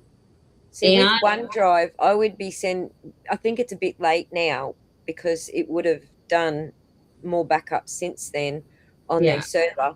But I would have contacted OneDrive and said, look, I accidentally deleted stuff. Can you restore my last backup from your server? And then they would have done that, and you would have had them back again. But I think it's too late to do that now. I didn't even think about. I panicked and thought I lost everything. I was just glad to get what I got back. What it ended up being is I didn't download the Ring snapshot clips until the next day, because Ben and I didn't get home until like 9 o'clock at night, and you're in a state of panic. It wasn't until the next day, like the Ring cameras were already down, but I went through, it was able to let me go through and download from those motion settings. So I managed to recover everything from the 14th, but nothing from the 15th. Like on, there's an entire chunk of November and December that's just missing from all of my photo stuff. I don't know what I did. Now I have like backup on backup on backup on backup. Yeah, it makes you doubly careful. And if it makes you feel any Or better, I'm full other tech and I things. do it myself. Yeah. Sometimes Yeah. accidentally delete everything. What the hell did I Yeah. just do? All right. Let's go. Like So this even is seeing super some of safe. these figures now just makes me sad. Like looking at some of these, it just makes me sad because these were awesome figures. It actually like makes me sad seeing them. Right, and I can't appreciate because I'm not in the Lego collecting sort of Yeah. world. I can't appreciate it. But my cousin's husband flipped the lid when he said, "What? Someone said Lego," and then I think he's catching up with the whole story and what we're talking about right now as we speak. So he's not a collector, but he understands that, especially Lego. He's a Lego fan and understands the whole collecting side of Lego. So I'm not completely oblivious to it. Yeah. I do know that they have reduced the value of the Lego by unboxing it. Yeah. But I think they did that on purpose to be able to hide And it. I'm not going to speculate on any of that.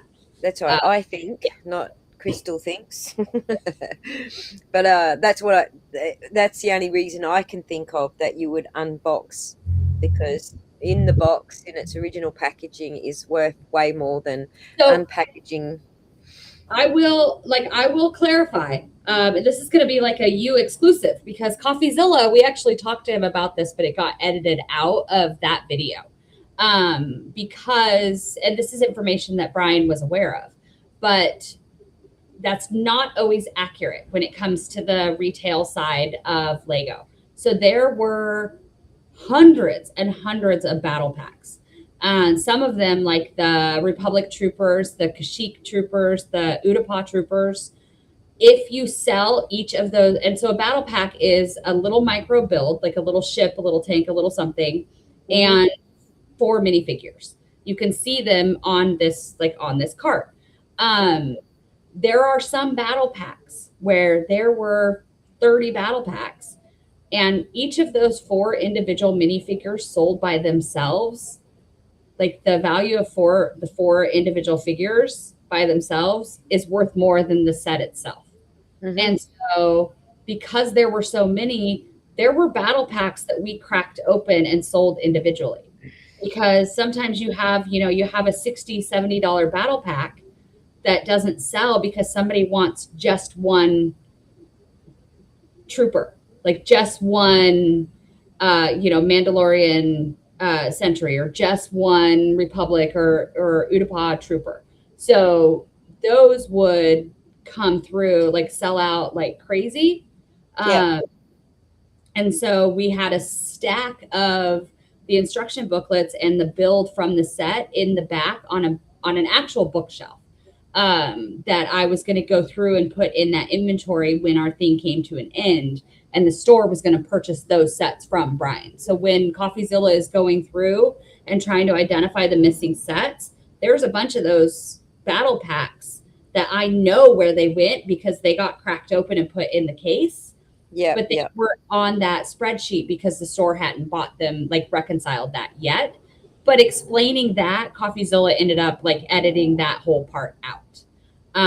So there are some sets that are more valuable individually, very specifically when you're talking about battle packs. Right. And so we should so many. We should be able to identify those on the on your spreadsheet, right? Yeah. Cool. Awesome. So whether you broke them up or not, they would be listed as a battle pack. Yeah. Oh yeah. So when you say they're worth more as separate minifigs than the battle pack is, would you price those at the high price? If you say it's a battle pack and it's got the 4 figurines in it, would you price that at the high end? I mean, yeah, you'd price it at the value of the brand new figure. So the high end, low end is kind of like new and used value. So a fresh figure coming right out of a battle pack was going to be priced at the brand new higher end of the price. And some of those were like the individual, some of them, the set was worth $60, but each of those 4 figures were worth $40 a piece. and Right. were really, really popular. But people would want to buy, like, I want one of those figures, or I want one figure from 5 different. So we were able to market to, like, sell to a wider audience that way, while still also having, because there were so many battle packs, we could still sell them sealed. Yeah.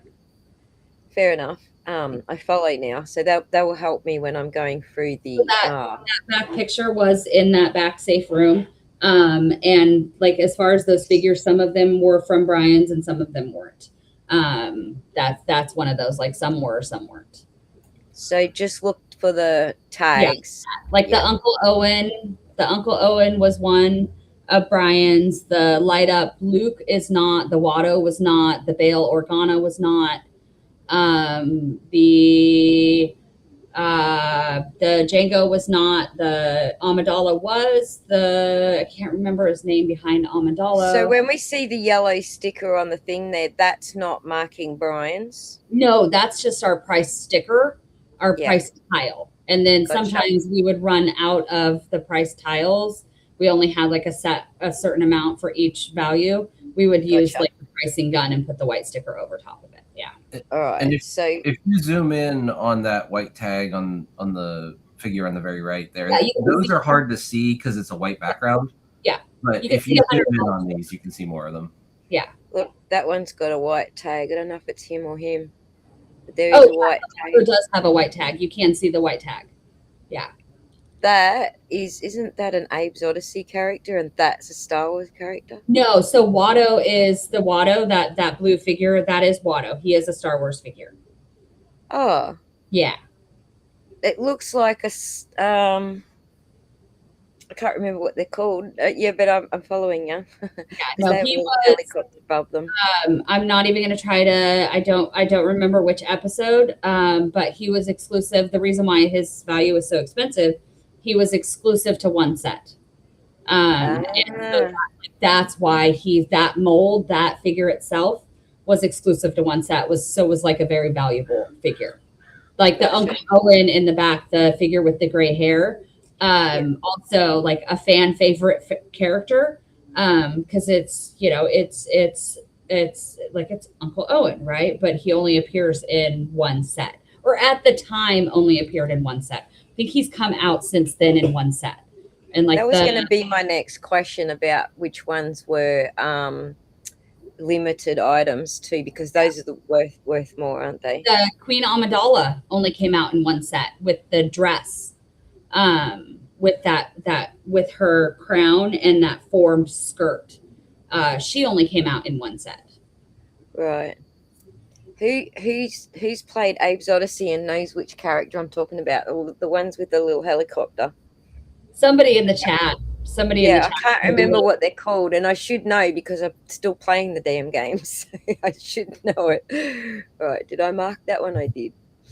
A funny side note, I went ahead and looked at Brandon's photos, and one of the questions I had was, early on when I was looking through these photos, was I didn't realize things had been moved in and out to take photos. Yeah. And in his photos, these trays are inside, but what's hard to notice until you're looking for it is those tags are on there. Yeah.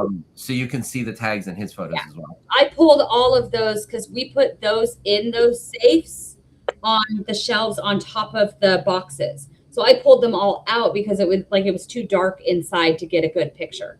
So I pulled them out to get these pictures. Right. I'm just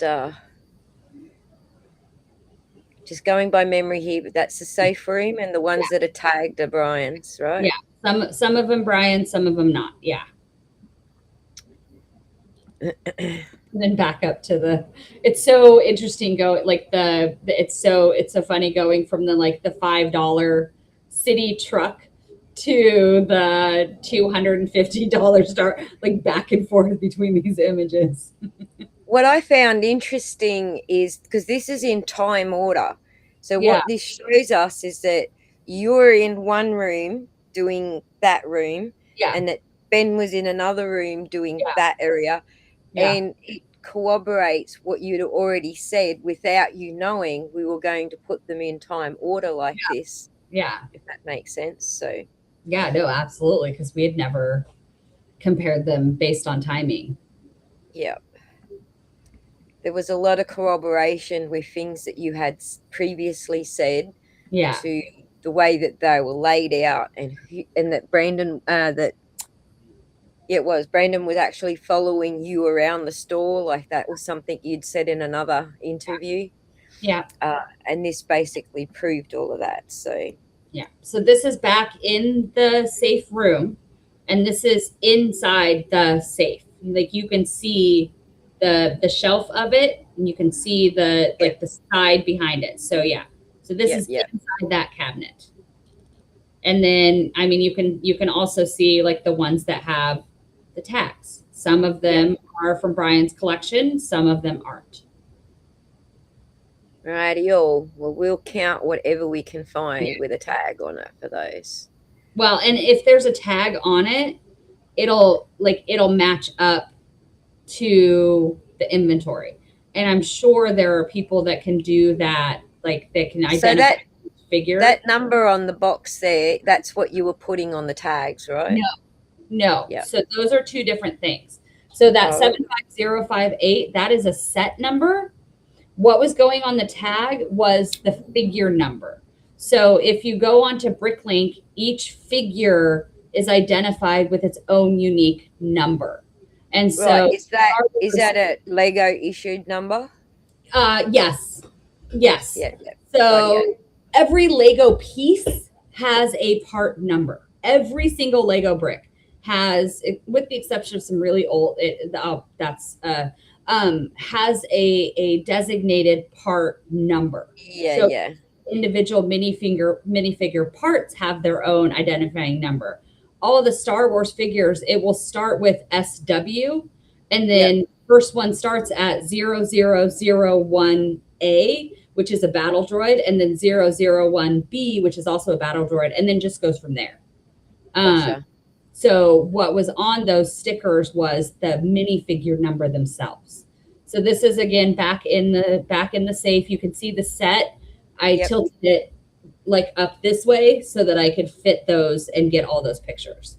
And then that's again, some of those were from his collection. Some of like the Rancor wasn't. The Dewback in the back wasn't. Some of those were from his collection. Some of them weren't. Right. Yeah. You can see like either the tag behind them or the string around the neck. Yeah. Like the Jedi Bob, the brown hooded guy right in the front was not part of his collection. This guy. With the right in the middle, the $120 one. Like Jedi Bob, not part of the collection. The snow Boba Fett, the white Boba Fett that came in the book, part of his collection, but only two of them. One of them wasn't. The Sabine, part of the collection. The Zeb, part of the collection. The Slave Leia. The what's the blue guy's name? Oh, I don't know their names. You're gonna have to. Someone else is gonna have to fill that in for us. I cannot believe I'm forgetting. They're not too far behind us. I've actually put them on low latency, so someone will tell you who the blue guy is in a second. Somebody in there. He was exclusive to one set until the newest. Actually, I don't know if that's still accurate because so he's sits within the Rebels universe, the Ahsoka universe, and so he's one of the villains. One of his villain art is highly intelligent. It's gonna bug us all until we know, until we remember. No one's come up with the name of the little character I thought the other blue guy was. So I must be the only Abe's Odyssey player in the room. It's right on. The entire process of centered around him as the villain. I want to say,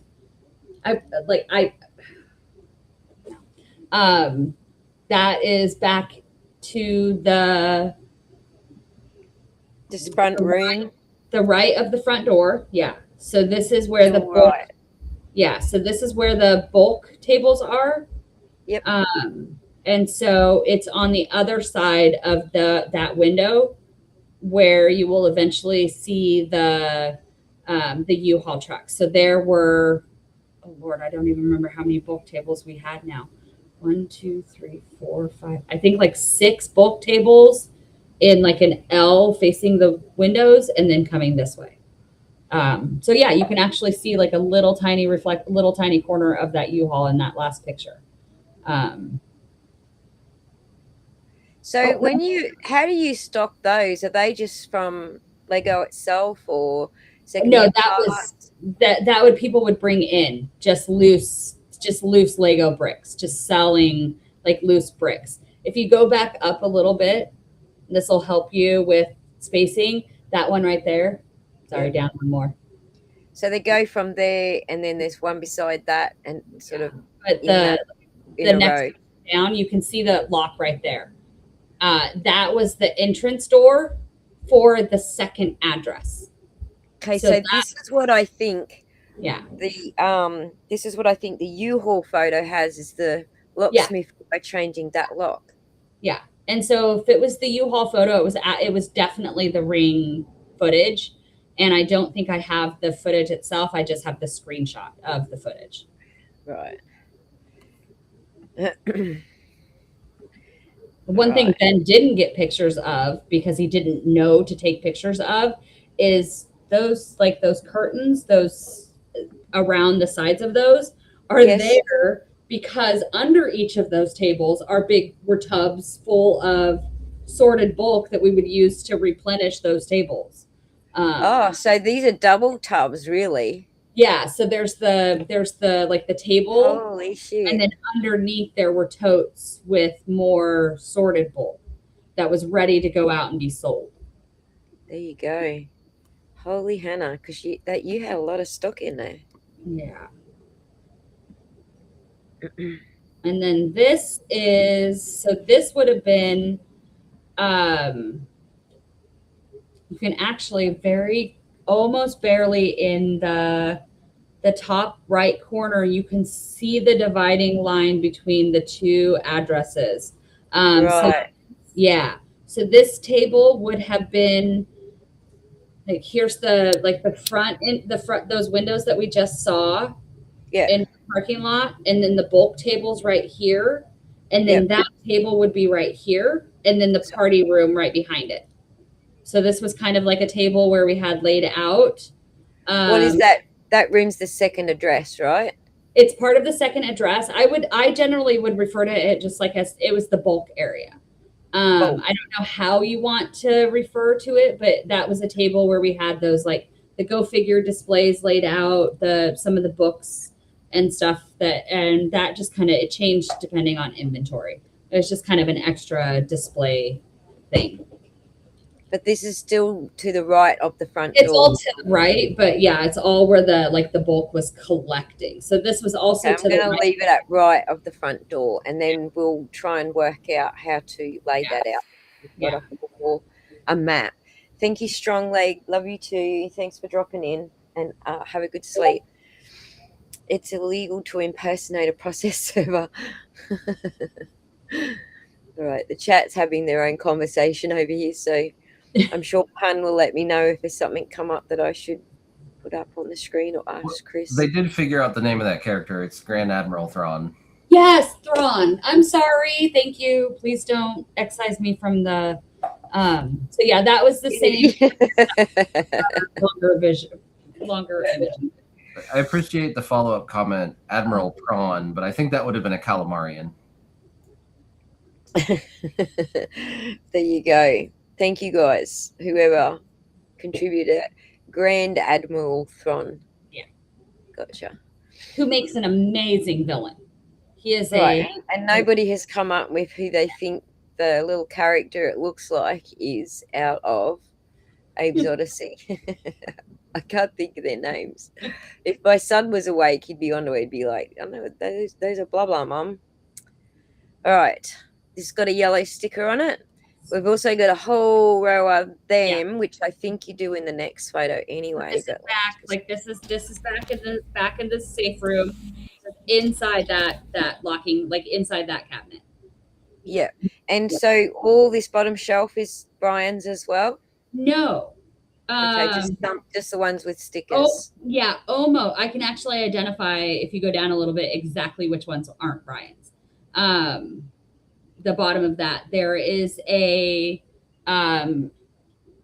Let's get a clearer picture of it first. It's almost, it's not Bionicle, but it's like, it's the buildable fig, but it's the old style. So you can see the two on the top right there. The red, that guy, those two, those were not part of Brian's collection. But everything else under it is. Yeah. All right. I can't see clear enough. I think a few of them aren't. You can spot a few price tags that don't have the yellow.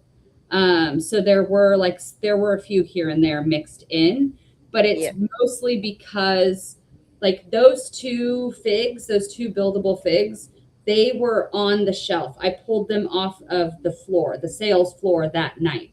So that's why they just went back there, because they were on the sales floor with the rest of the retired sets that got pulled back. So I didn't separate them out. They went right in there.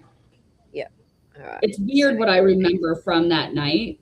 Those small details. But only if you've got the photos, right? Because I'm sure that if you didn't have these, you would be struggling. Yeah. Right at the front door. That's directly outside of the party room. The ring still camera to the right. Yeah. Still to the right. The ring camera that caught the locksmith actually sits on the very top of that shelf, that display rack right there. Radio. So if you were sitting in Schrodinger's U-Haul, you would be looking directly at this wall. Yes. Yeah. You can see the plug in the outlet. That thing plugged into the outlet. You can see the white cord going up to the ring camera. Oh yeah, just there. Yeah. Okay, so remember that layout. These are right of the front door, pun, but opposite the windows. Yeah. So when we get to drawing our little diagram for all of these.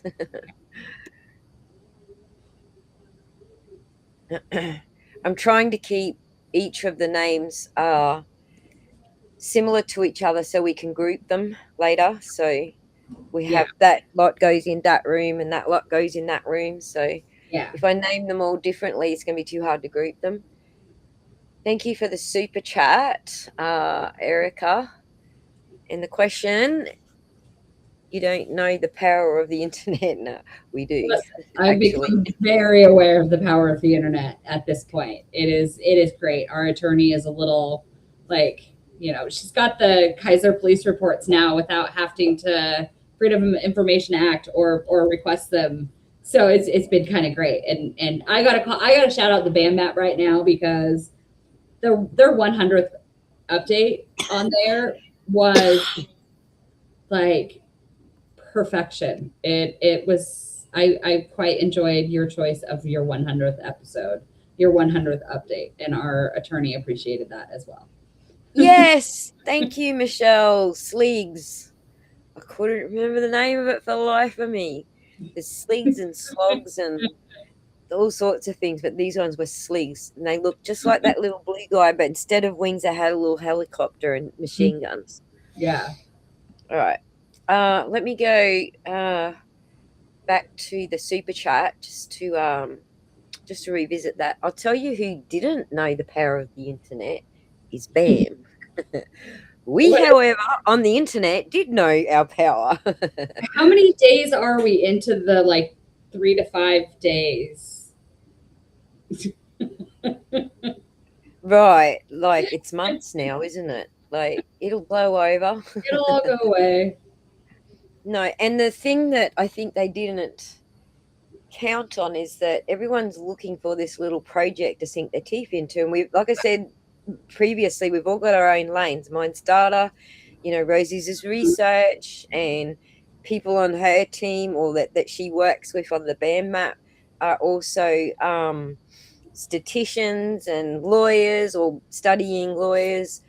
And then you've got the true crime community who just like to investigate stuff.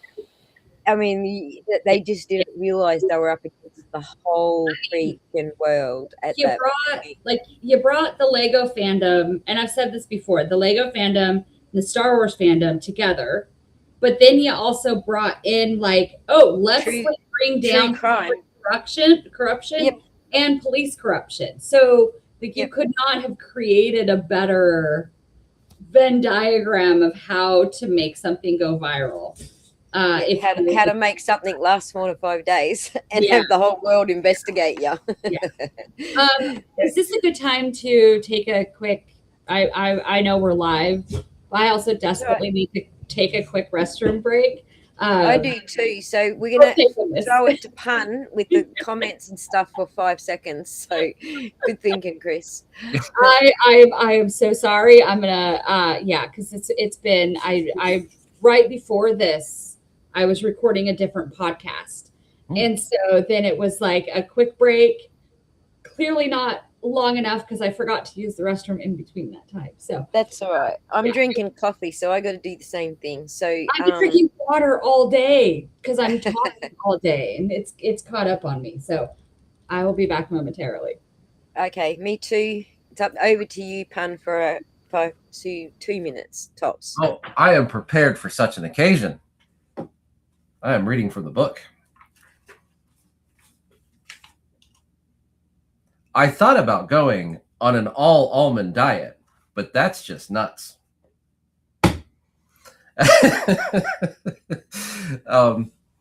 Yeah. This there's so many little things in this that I've been having a lot of fun with, but one of the things that they were just mentioning, like what groups got involved, and I really wanted to take a moment. So I'm so glad we took this moment here, because I don't know how many people saw this. But when Reckless Ben was early into all this, he got an interview from Joel Haver, I think is the name of the account.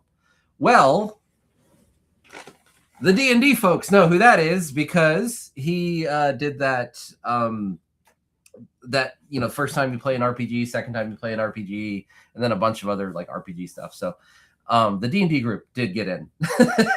Not as big as the Lego group, or not as heavily as the Lego collectors, but we did get in. But we're here. So I thought it was just so much fun early on when I started streaming some of this stuff, like, you know, hey, what groups are here and why are you here, and what is this connecting? So anyway, I'm so glad I got to take this portion here. I'm gonna find another joke. Oh, I should wait till Ozzy gets back. I will save that one. Why can't leopards hide? Because they're always spotted. So I'm really glad that there's a lot of the familiar crowd in here as well. Every one of these streams has been a party. I got to party out in a stream earlier today. Sheldon was streaming earlier today, and there was a big party. But it kept moving to new streams, so we got to be in a fun little chat run around. I'm really hoping when we get a little bit further, we can get through some of the videos, because I did put some of the videos together as well.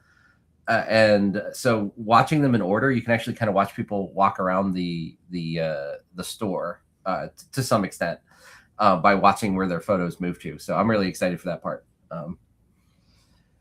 So the Lemonade Man, I actually have an answer for your question. Are these puns or dad jokes? A joke becomes a dad joke when the answer is apparent.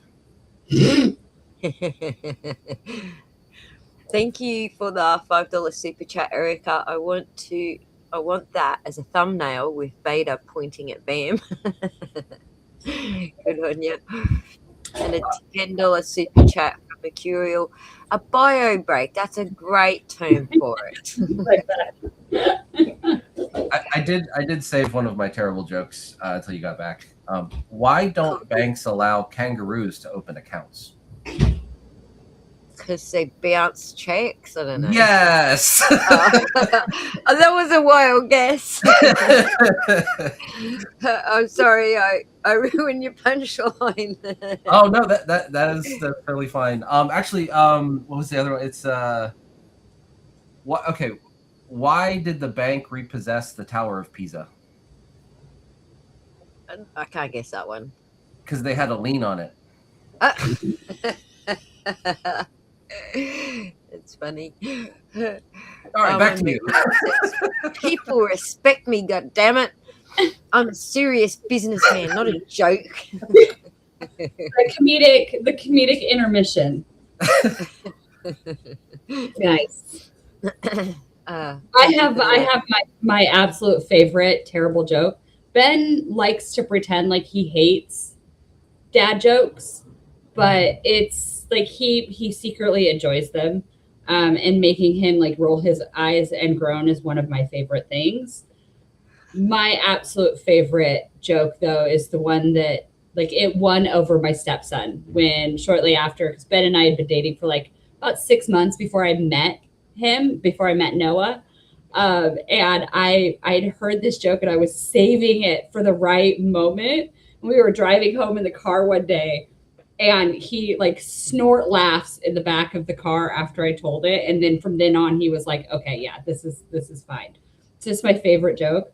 It's better under like under specific circumstances, but it's basically like point at any tree and just, like, I don't trust trees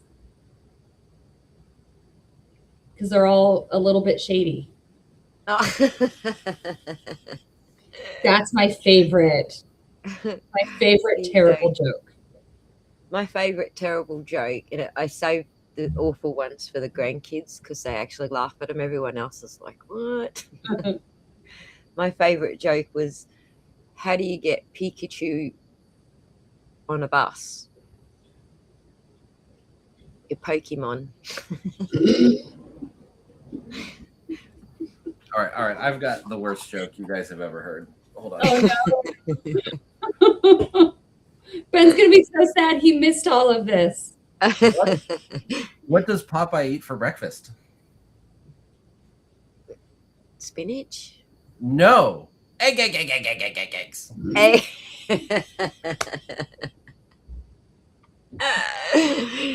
Oh my goodness. Okay. For those who didn't get the Not a Joke LLC, Ben's publishing, is it his book or his publishing company? It's called Not a Pipe, right? Not a Pipe. Yeah, our publishing company, Not a Pipe. Yeah. Right. For those who don't know. So also very yeah. He's always pleased when people understand the reference, which is it's not a lot. Not a lot of people are, Magritte art fans that understand the reference to it. So tell me the reference. There's a painting by an artist named Magritte, and it's a painting of like a pipe, a wooden pipe, and under it says, "This is not a pipe," like in French. But and so the whole thing is like, the thing is not the thing; it's the representation of the thing. So Ben's whole, like, we're not the book, we are the representation of the book. Right. So how do you say that in French, Stan? Oh my God, it's been... No, Stan's got it. He's in Paris right now. He'll tell us. Stan, what's... in un pipe. My French is very rusty. Say it again. Ceci n'est pas un pipe. Un pipe. My French pronunciation is rough. I studied it back in college, and it's very bad. Okay, well, I'm going to take your word for it because the only French I speak is swear words, which I don't think are French. They do have some pretty good, like French does have some pretty quality swear words. Yeah. There you go. All right, let's get back to, now we've had our little giggle, let's get back to documenting what we've got here. Hope I'm not boring everyone by doing this, but there is a method to our madness, and you're going to like the madness part. I really just the methods. it's kind of insane to see how many actual pictures I had taken, because that night, like it really, like it did not feel like enough.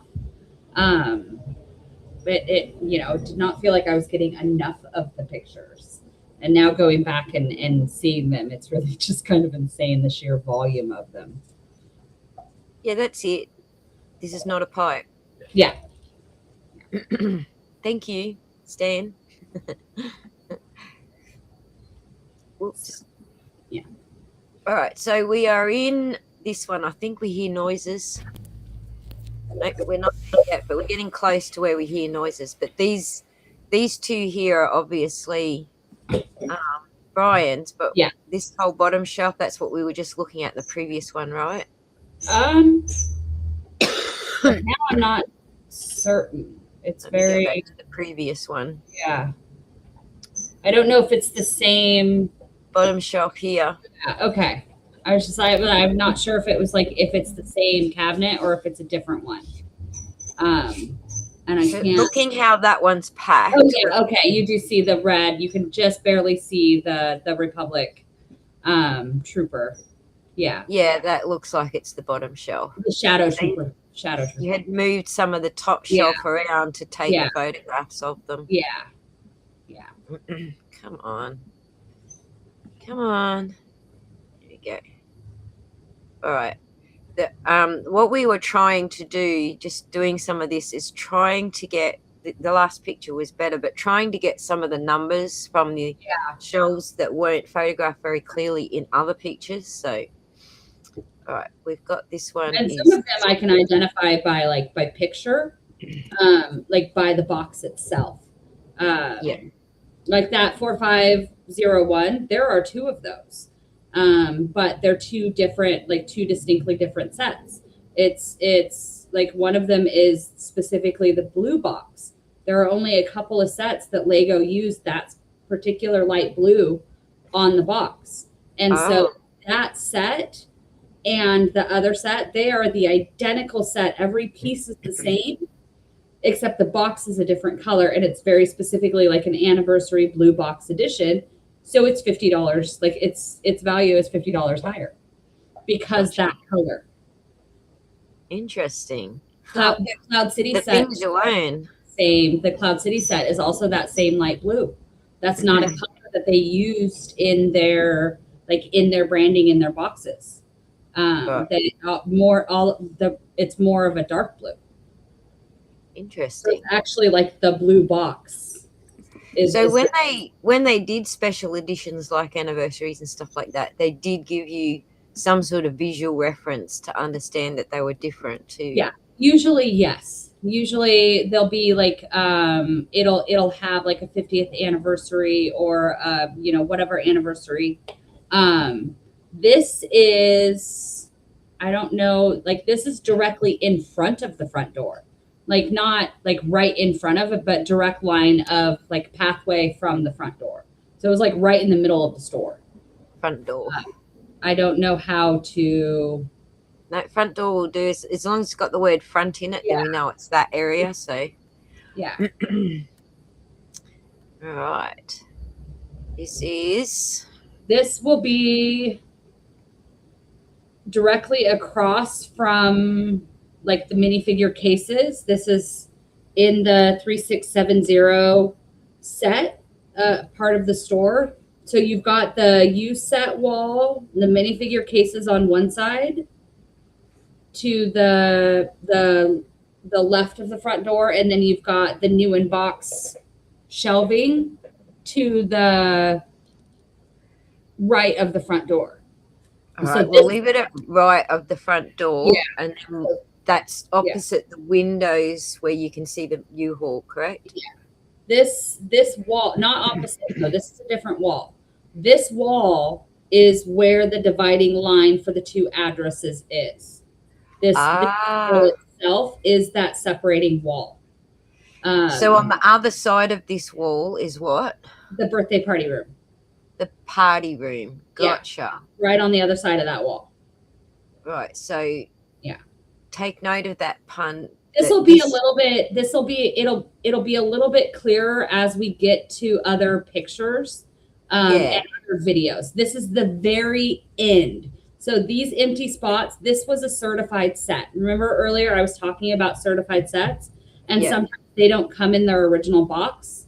You can see right behind it, there are a couple other white boxes. To be a certified set, it didn't have to have the box, but it did have to have the instructions. So we would put them in our own like white cardboard box. So this is the very first shelf with the new sets closest to the front door. So I'm just wondering, Pun, if we got the you know how you said you Googled and you got both the shops? If we got those two floor plan or just floor shapes from that and sent that over to Crystal, she could probably draw out which walls or floors rather. The floor plans, if you have somewhere floating online is our franchise agreement. It's part of our lawsuit. The lease and a diorama of the floor plan is in our franchise agreement because it is in the franchise agreement. Those documents are already online. The floor plan, yes. Yeah, the floor plan is in my franchise agreement, which is in our lawsuit. So that's already out there. And yeah, I can absolutely help clarify. I think it even indicates like which one is which building is which building. Yeah. Right. So Pun, I think that's I think that's on the BAM website. The link you had just before with the Exhibit A on it, I think it's in that list from the BAM website. I'm going through that right now. It's within Rosie could just tell us the name of the document if she remembers. Yeah, it's within our franchise agreement, and it's towards the end of the franchise agreement. Perfect. Because they included the lease in the franchise agreement. Because we were supposed to be taking over the lease. They never reached out to the landlord. They never passed along that paper that we signed and Ammon did not sign in the franchise agreement, which is how the contract, the franchisee contract between Gorman's and BAM is what we're after, Rosie. If you can tell us what, just like a keyword to search for in that list, and then Pun can tell me what that is, and then we've got a floor plan. Yay! All right, let's keep going because we are so far. We're so far from the end here. So where are we at? We're still at right of the front door, but that's opposite the party room. Right. Yeah. So that's where we still are here. And it's same spot. So yeah, that's a certified set. You can see behind it is a retired set, a couple of retired sets. So this is where Brian's collection would have been when it was on the shelf during the day. But it wouldn't have been while Ben was out there photographing because it's all in the back room right now. All in the back room. Yeah. Right. All right. Just checking if I had to put any X's on these. So. Yeah. All right. Is this going to help you identify your own inventory outside of Brian's? I mean, some of it, like he got the prices, but not like I can identify the set based on the image on most of them. And like some of them you can't clearly, like we'll have to zoom in and go through and like zoom in on the set number. We'll do that for you. We're putting the work in at this end, so either me or Pun will do it. What happens is we've actually both been doing the same, like our brains have been thinking the same way. Yeah. So we're actually doing the same thing. So we need to keep each other posted. So one's doing something and the other one's doing the other thing or whatever. Yeah. So, but we have been working on it, and I dare say Rose is working on things as well, like trying to make things match and work out what's what as well. So her team over on the BAM map. So okay. Back in the safe room. Those two sets that I showed you that I said that's weren't those two, yeah. those are those two. So I pulled some of these out to get clearer pictures of the set number itself. Yeah. So 3 of those. Yeah. The yellow stickers, yes. You can see those 2 were certified. Right. Moving down. Let's just have a quick squizzy at that one. We had a buy come in with somebody that came in with like 8 or 9 of those built figures, those buildable figures. And we certified all but one. One of them was missing one piece. And so we sold that one used on our shelf. Gotcha. That I remember those. It's another certified set. Yeah. I think at a point he went through and was like picking up every set and getting the set itself and the price.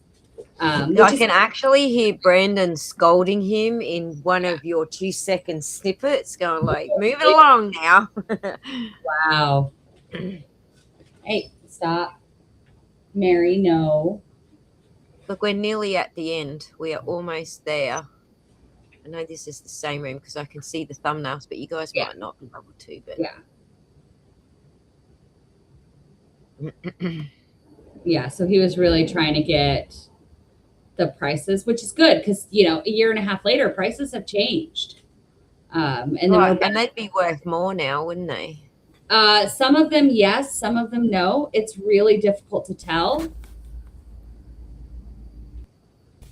It really just depends on if anything, any new set has come out that's similar to it, or how popular the set was. Like the DeLorean would be worth more now. You know, the architecture, it's maybe. You never know. I remember hearing one of the other ex-store owners saying that they weren't really interested in the arc. They'd tell people not to bring the architecture in. So our architecture sold really well if it was certified, not so well if it was built, but that was always because it came in without instruction booklets. Nobody ever brought it in with the instruction booklets. And since those people were hesitant to buy them without the instruction booklets. Understandable too. Understandable, because who can put together anything without the I call them destructions. Yeah.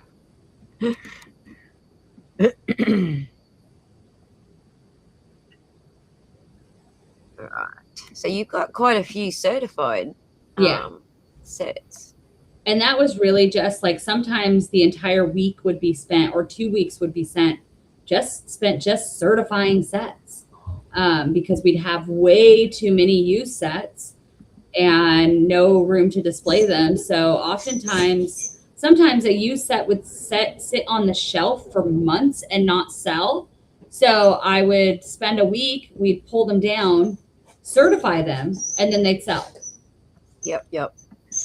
Do you miss it, Chris? Yeah. Yeah. You going to do it again? No. Like not with that company, but are you going to do a store again? No, I think I've been a little soured on business ownership for a while. Me too. I didn't even go through what you went through, but this is enough to deter anybody. Yeah.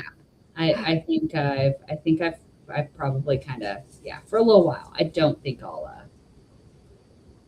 there comes a time where you burn out, right? Yeah. And you don't realize until you take a break, and then you realize, holy shit, I must have been burnt out because I'm enjoying this so much and having time off. Right. Yeah. I mean, it's nice and it's freeing to be able to work for yourself, but it's also a lot of work to be able to work for yourself. There's nobody else. But I'm in management. I'm in retail management right now, and it's really kind of the same thing, right? If I'm not feeling well, I'm towards the top of the ladder. There's nobody covering for me, so it's very similar. At least with store ownership, I could just be like, I am so sorry, we're not going to be open today. That happened very, very rarely, but there was a time period where we had to close on Thursdays because I was working by myself every day, all day for a period of like a month and a half because we only had 2 staff members at a time and they both left at the same time. So I was running everything. Like it was just me while hired and trained. And I was finally like, we have to close for a day during the week. I can't do this anymore. Yep. Which is something I don't miss. Gotcha. Pardon me. Did you only have 2 employees or did you rotate employees? So we generally only had like 2 employees at a time. There was a time period where we had a bit of an overlap with like 3 employees at once. But most of like they were all part-time. So Yeah. it was part-time staff. I had when I started there as an assistant manager, we had a college student. And then like my stepson would come in and work at the time he was in high school.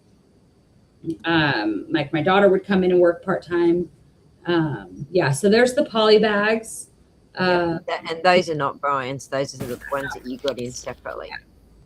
I tried to get to From toys. Oh, from Lego. There you from go. Toy House. Yeah, so it was from Toy House. Yeah. All right, where are we now? Still in the front room? Yeah.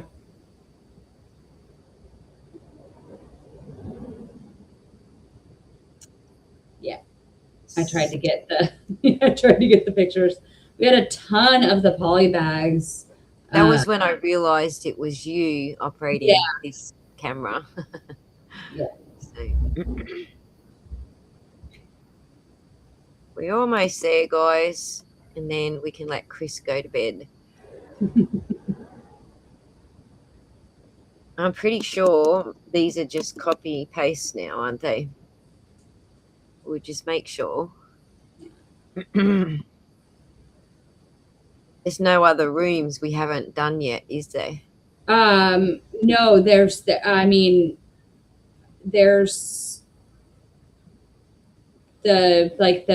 video of the individual like minifigure cases and then like the bulk area in the back, but I don't know if you have those on here. Because a lot of that we just took video of it because there was no time. So I opened up my camera and just got as much video as possible. Right. And I feel like the majority of Brian's collection was in the safe room at this stage. Yeah. Almost all of it. There were some of his minifigures that were still in the minifigure case. Yeah. But mostly everything was in the safe. None of the like the high value ones, because we pulled the entire top row and then 2 or 3 plates from the bottom row. We separated them out by like genre within Star Wars, like which era. We also did it so that like all the most expensive ones were on the top shelf so that we could take them back at night. What is that? That is the Adidas shoe set. It's a brick built tennis shoe. There you go. A Lego or just a brick? Regular brick. Is it Lego? I mean, it's Lego, yes. But it's like it's individually like it's a Lego build. So it's a set of like an Adidas. Yeah, so you can see. Yeah, there's the shoe there. Interesting. Yeah. No, you can't actually wear it. And yes, customers did ask me if they could wear it. I would always say, like, put it on your foot at your own risk. Why would you want to step on a Lego? So it was hollow. It was a hollow build. No, so partially, but there was like a piece right in the heel. Like you would not want to put your foot in there. But you know, people are weird. It's perfect memory because my memory of Lego, my half brother, he's quite a bit younger than me by about 4 or 5 years. He always had Lego, and I can remember as a kid stepping all over the Lego and getting like the corners of the Lego stuck in my feet. And then when I got older and had my own kids, we ended up banning Lego because they wouldn't pack it away. I would always be stepping on it. There is something worse than stepping on a Lego, though. What? I would not tax. No. So we would build like fidget cubes, infinity cubes out of Lego. And so I would bring all the various parts, and so they would be like specific colors and like very cool. I still have one. But I would bring all the parts home and I would lay in bed and like have a movie on in the background or something as I was just building, 50 of them at a time. Yep. The only thing worse than stepping on a Lego is realizing you've lost one in the bed and rolling over on it in your sleep. That's an unpleasant. That was finally when Ben was like, "You're not allowed to build in bed anymore." Yeah. And so then I had to do it on the couch. Ouch. Because that's not fun. Or when you find a Lego piece at the end of the day somehow like in your bra.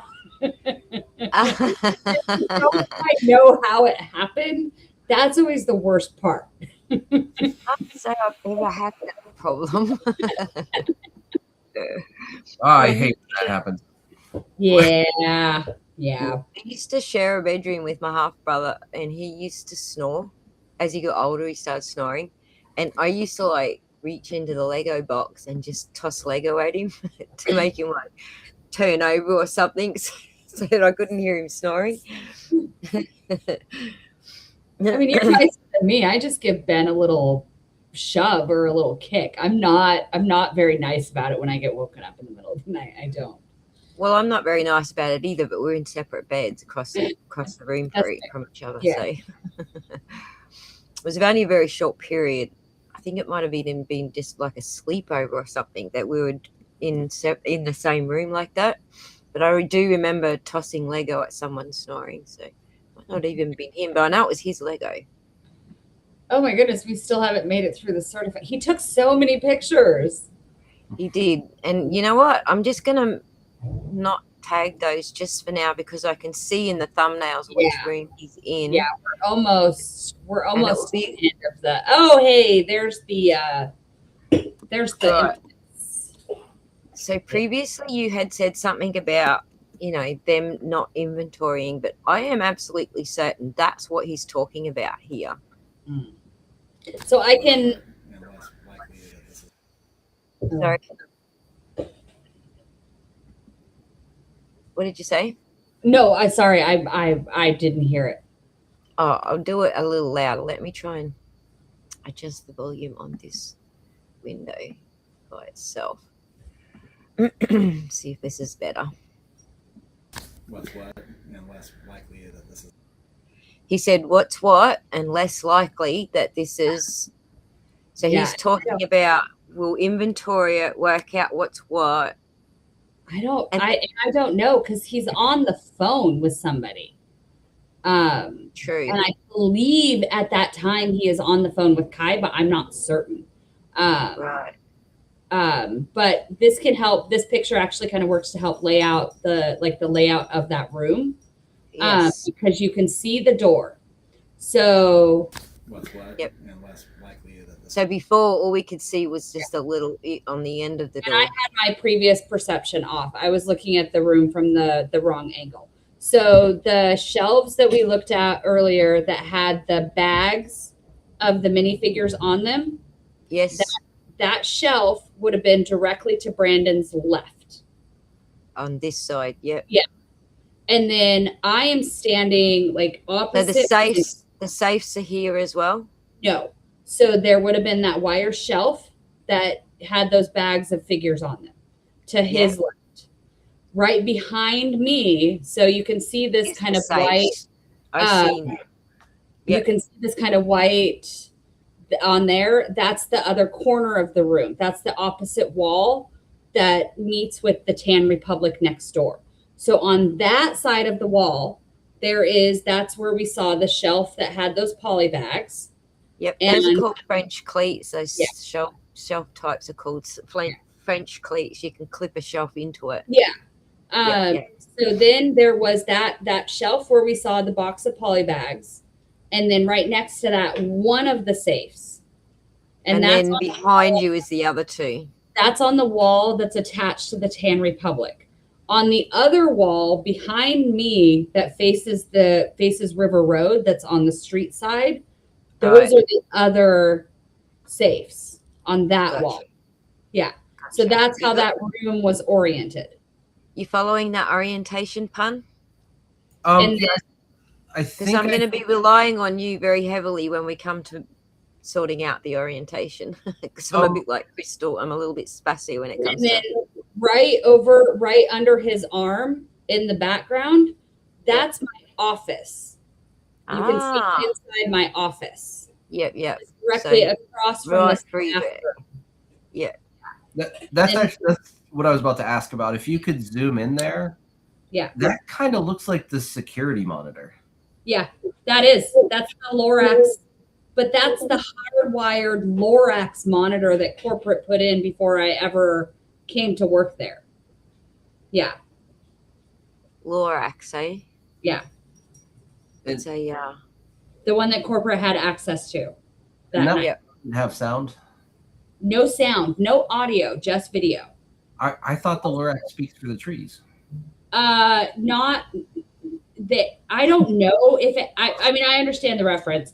I don't know if it actually has the capability to do audio. I know in Oregon, there's very specific laws around when and how you can record audio. I don't know if the Lorax, like the system couldn't or corporate decided not to. I put up those Ring cameras that did record audio, but I also had to put a sign on the door indicating you are under audio recording for the law. And then I had to inform new staff members, just so you are aware, there is audio. I'm not going to be a creeper and come in and like listen to you, but I have to inform you legally that I do have the ability to. Right. So I got a couple of super chats to catch up with. Okay. And this one is, well, bad news. Seems like you and Ben are about to become Corp BAM. The only thing I don't want to do any more than own my own store again is be in charge of 300 stores. Oh my God, wouldn't that suck? No, it would become like that situation. I think the ideal outcome for all the BAM stores out there is to become like what's essentially like an employee owned, basically. It's a cooperative that they all share ownership in. Right. Mercurial says Chris knows the difference between sets on the fly during a live stream, while BAM and management with more time and not live either can't identify or properly value them, or if they can, they lowball the customer. Yep. And then another question that Lemonade Man asked is, why would BAM remove Star Wars sets from the shelves after closing down between May and August? Who picked up the ladder off the floor? Was it Josh or Brendan? That I don't know. I have no idea what you're talking about, to be honest. But I can tell you, so 2 of those sets are Brian's, but the Ray Speeder in the middle was not. Okay. Yeah. I mean, you can tell yellow stickers, but also that freaking Ray Speeder junk set. Just utter, not a good set. Not a good figure, not a good build. It just everything about it. Yeah. So the 75099 is not a Brian set. No. That would come in used all the time, and it would go into its own bag and be sold as like a $5 vehicle because it was just a constant return. We're back out. Yeah, the little keychains. We are almost done. There's a couple at the bottom that aren't your images. They were just ones that I used to show the audience how a bad metadata scrape would look. I don't know if you hung around for that long in the video, but no, it's oftentimes I'm popping in right before or right after work, so I can only watch like a little bit of it. But usually I'll come in and just like leave a comment because I want the algorithm to add that engagement for everybody that's doing so much work for this. So we appreciate that. I'll show you quickly before we close out. If we just have, we're almost there. So, what a bad metadata scrape. So someone who's trying to hide their footprints or their fingerprints, their digital fingerprints, this is what it would look like on the original photographs or videos. And the two examples I pull are actually videos. So you generally get a lot more metadata from a video than you do from a photograph. So at the time, I did not realize how much you can scrape. Did you realize that there was audio? Like, you knew that you were using motion photo, but did you realize? I don't know. Like, that's one of those that, like, I don't know. I don't actually know if I know. It might have been one of those things where, like, I knew and then I forgot that I knew, because I don't like. So when you do it on your phone now, can you hear the audio through the gallery? Yes, but in order to play the audio, you have to hit the little speaker button. It doesn't by default play audio. And it's muted by default. Yeah. So I won't often, like, I think there you can hear a car drive by. Like, I keep my motion, like, my phone is always on motion photo. Ever since I discovered motion photo existed, that's its default. Because I like it, because sometimes, like, when your phone captures a picture, it doesn't actually capture the best one, like the best moment. But if you're doing a motion picture, you can go through frame by frame and then motion capture that frame. And sometimes that gets you a better, I think I discovered it one time. I was trying to take a picture of, like, a sunset or something, and it wasn't working just like my camera. And so I was like, what is this? And I tried it, and then I was like, oh, that's a crisper, like, that's a better picture. And then let's keep that one. Yeah. They're actually described by the people who invented the idea as context clips, which is basically, if it's a birthday party and someone's blowing out the candles, you get 2 seconds of context rather than just the person blowing out the candles. Yeah. I didn't even know about it until I was actually studying this. So that one there is not Bryant's? No, I don't know. I actually think it is, but it's the wrong, it's not the bottom of the box. It's the side of the box. Right. So if that number shows up in the list, we can tick it off. Yeah. Like, I'm not certain. I can't say for sure. Is that going to be the best way to do this, to check the number on the box, whether it exists in the list or not? Yeah, most likely it's going to be very, very rare that there will be one that we also have. It's not impossible.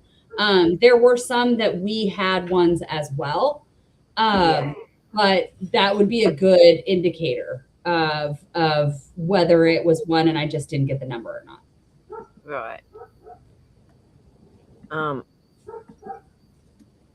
Just can you take over the thingy for a second? My dog's barking. I think I got a delivery guy. Yeah. Actually, I have a question. I'm just that's why I'm, like, glued to this screen over here. Yeah. It looks like one of the office rooms may have been the window was the exterior wall, or were those, like, blocked off? Yes. So 2 of them. Are you talking about, like, the wall facing River Road? Yes. Yes, those big windows. Yes. So the safe room, this room, was one of those. Okay. So the 3 safes going this way, like, in a row, the window was behind that. But then we had blinds closed. So that is the far corner. So if you're looking at those, there's that building, like that room, the safe room. And then right next to it is where we stored our used bulk that had either been sorted or unsorted. Those 2. Yeah. What's crazy that I'm looking at, I didn't notice before, is you can see into the rooms a little bit from the Google Street View. You So, can, but yeah, not anymore. Or because they had full blinds on them. okay, yeah, And for the bulk storage, for the safe room, the safes completely blocked out the windows. yeah. And they were also painted over, and you can see the painting from the outside. Like that had that like tempered, I don't know what you call it, design on it. And then for the bulk room, we had to keep those blinds closed all the time so that none of the bricks got sun damage to them. Oh, okay. Yeah. It's we were, when we first were playing through the videos, we couldn't figure out why we heard that noise that sounded like a car driving by. Yeah. And since it's so close to the road, that explains everything. Yeah. So We like that is the side. There's no parking along that side, right? It's directly, it's main road. There's a small sidewalk, but that's not where anybody broke in through those windows. People broke in through the parking lot because that was off of the street and kind of secluded and surrounded by a fence and off of the main road. So there was no like traffic driving by. Because it was a terrible location. one of the things that I kind of geeked out about, it's weird because I don't care that much about parking lots, but I started caring about parking lots because the front of the store is kind of the back of the store. Yeah. And in the Reckless Ben videos, they talk about being in the front of the store, and they sort of kind of are, but it's actually the back of the store. Yeah. It's absurd. And half the time Google Maps didn't even take you to the entrance along River Road. It would take you through this back, like gravel side, like tiny lane, where people would be like, I don't know where I am right now. Like, Deliverance country road. And, didn't matter how many times you were reaching out to Google Maps to get them to fix that. Nothing ever happened. Absolutely, utterly ridiculous. I hated that location, everything about that location. I did not choose it. Had I had the ability to choose it, that is not where that store would have been. I still don't understand the thinking behind when that location was chosen. I don't know why you pick a location that has 0 foot traffic. But Apologies for that. I got tree guys here to tidy up the rainforest from the power lines. Now I know why they wanted to turn my power off. They didn't actually tell me why. They just said it would be out for 2 days. I just looked at my watch because I was like, it's got to be like 11 o'clock. I'm so hungry. No, it's 8 o'clock at night. It's barely. It's your bedtime. I think we're done though. I don't think there's anything else here that we can't label already without you.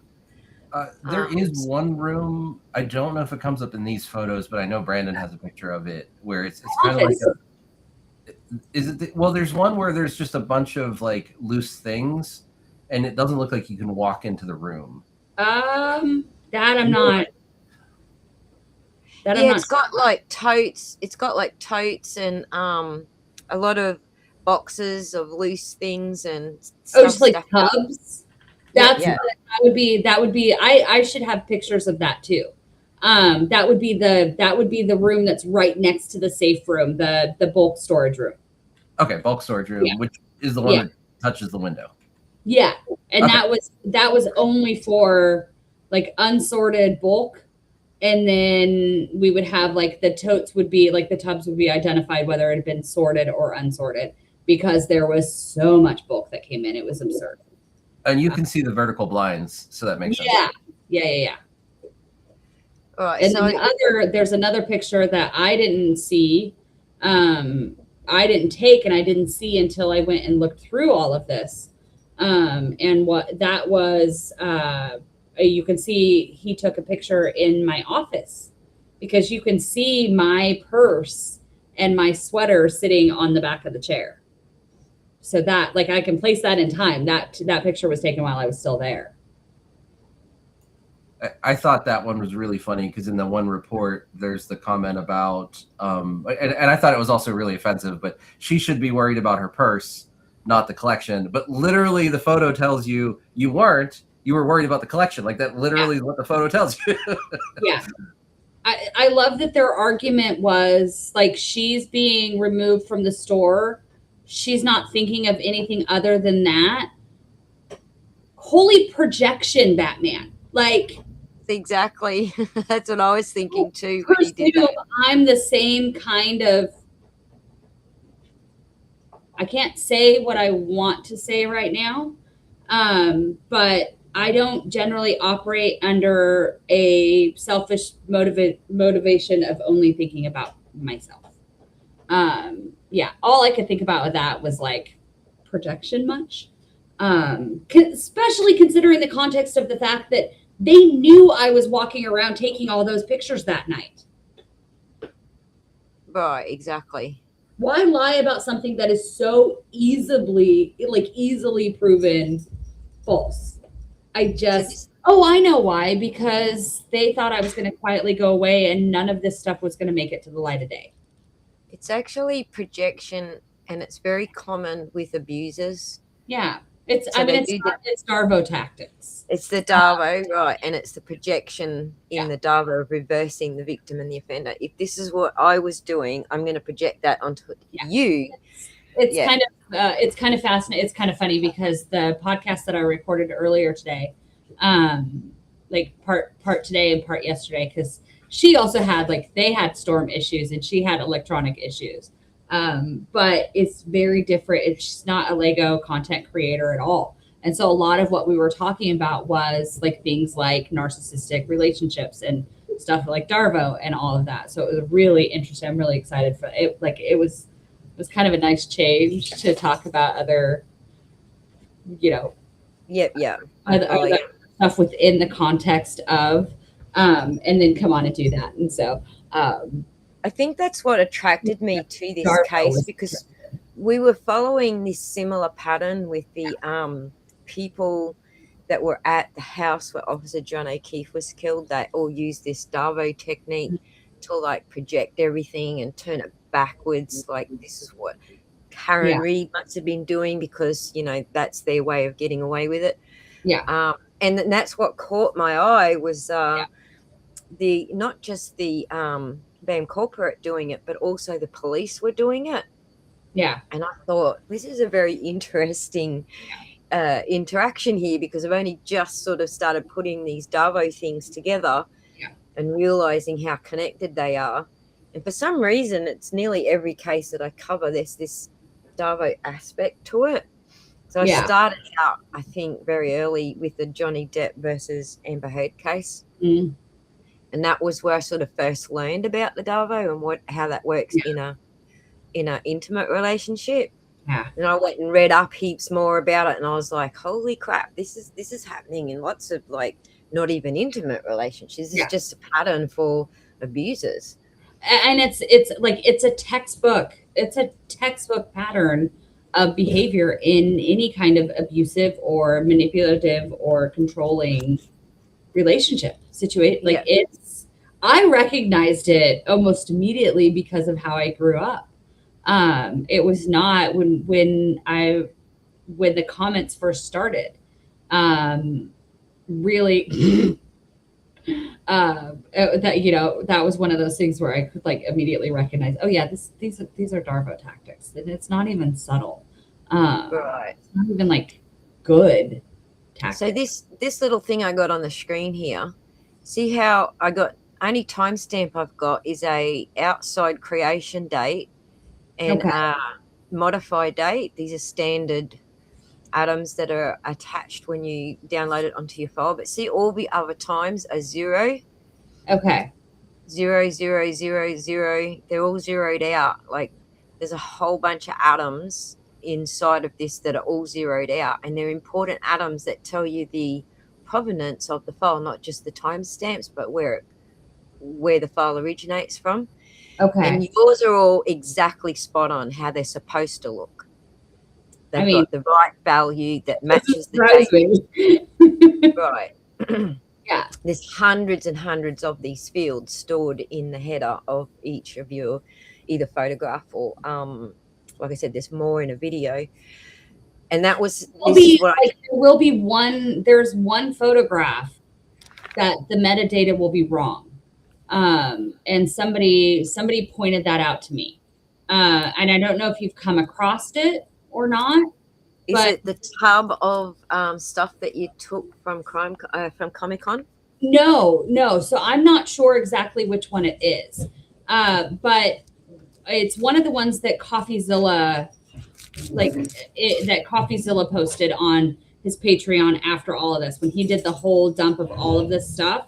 That's So where I got these from yeah. his So when we did our interview with him, Ben had a whole Google file, like Google Drive folder with all of this stuff. And what he did was he copied that folder and then sent the copies to CoffeeZilla. And then he reached back out to us and was like, hey, the metadata on this is for yesterday.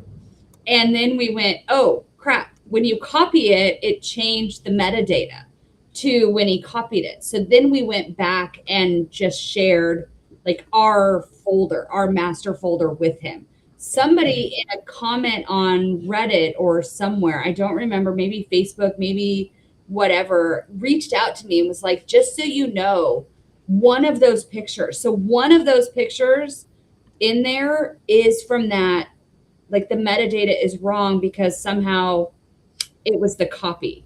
And so it has like 2026 as the date. I don't remember which picture it was, but I'm also like, I want to be really clear. I'll track it down for you. I'm looking it up right now. Like I want to be really accurate. I can probably find, I think she sent it through Messenger. But one of those is going to be off. I don't remember which picture it was. I might actually be able to like find it in, but if you come across one of those, like give me 2 shakes. I'm looking now. I'll be able to tell you which one it is because I copied all of the metadata into a spreadsheet. I'm just getting the spreadsheet up and doing a sort. Give me. But like whoever sent that, it's funny because they reached out to both Ben and myself and was like, just so that you guys know, so if anybody asks. And I'm like, I want to be like fully accurate. These tubs, that's ones you were talking about. So looking through all of these photos, 200, how many? 215. Right? It's a lot. They're all actually good timestamps. Oh, okay. So here's the thing. I think this is what. No, this is the thing. When you copy a file onto your system, it will record that date on your system. So I didn't list the system files except for the one copy date where I downloaded it to show what date that was. Okay. All the timestamps for your photos are actually multiple atoms deep inside of the file created by your camera. Okay. So they're two different things. So you've got versus the metadata that it shows on the screenshot itself. Yeah, when I create a copy of it on my, like I downloaded it from the CopyZilla. When you create it on your system says this time I created this file. Yeah. But you go into the file a lot deeper than that outside of the system time, and then you get the actual camera times and everything. So if anybody else is looking at those photos released from CoffeeZilla, one of those, the time is wrong. But I also think like we sent him all the other ones, so there might even be like a duplicate photo on there. I don't know. Only terrifying for the bad guys material. I don't go after people who are the good guys. I was going to guess if there is one with a weird time, it's the copy of a copy, because there's one of them in there that's a copy of a copy. I think that's the one that says copy of a copy. And that may well be the one, because we uploaded it to like multiple drives. I'll find the copy of the copy, like and I'll tell when you I what it thought says. I was gonna when I thought I'd accidentally deleted everything. Yeah. That might be the one. I don't know. Somebody had pointed it out to me, and Yeah, I'll find it. I actually noticed it, but all the dates inside yeah. actually match. Yeah, I think it's right below these ones. Copy of copy. Yeah. Right. So the metadata on that one may not actually No, it's perfect. It was created on the 14th. Huh. This is the derived date. So what it does is it counts the ticks and the file and then adds it all together and confirms the date. So that's what the derived date is. So the ticks in that little 2-second video actually add up to this. Why are some of those dates? Sorry? I was just gonna say, why are some of those dates 2022?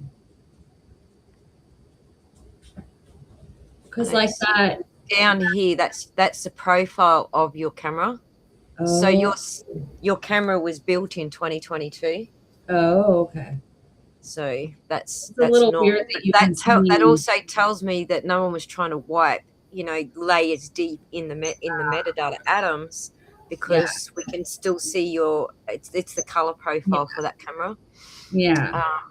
14th, 11th, the create date, and then the original time nested. I can't even remember how. Oh, see the number in front, 3 levels deep. This is not someone.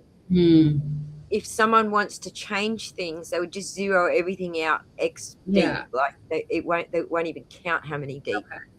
But this still exists 3 levels deep in the atoms.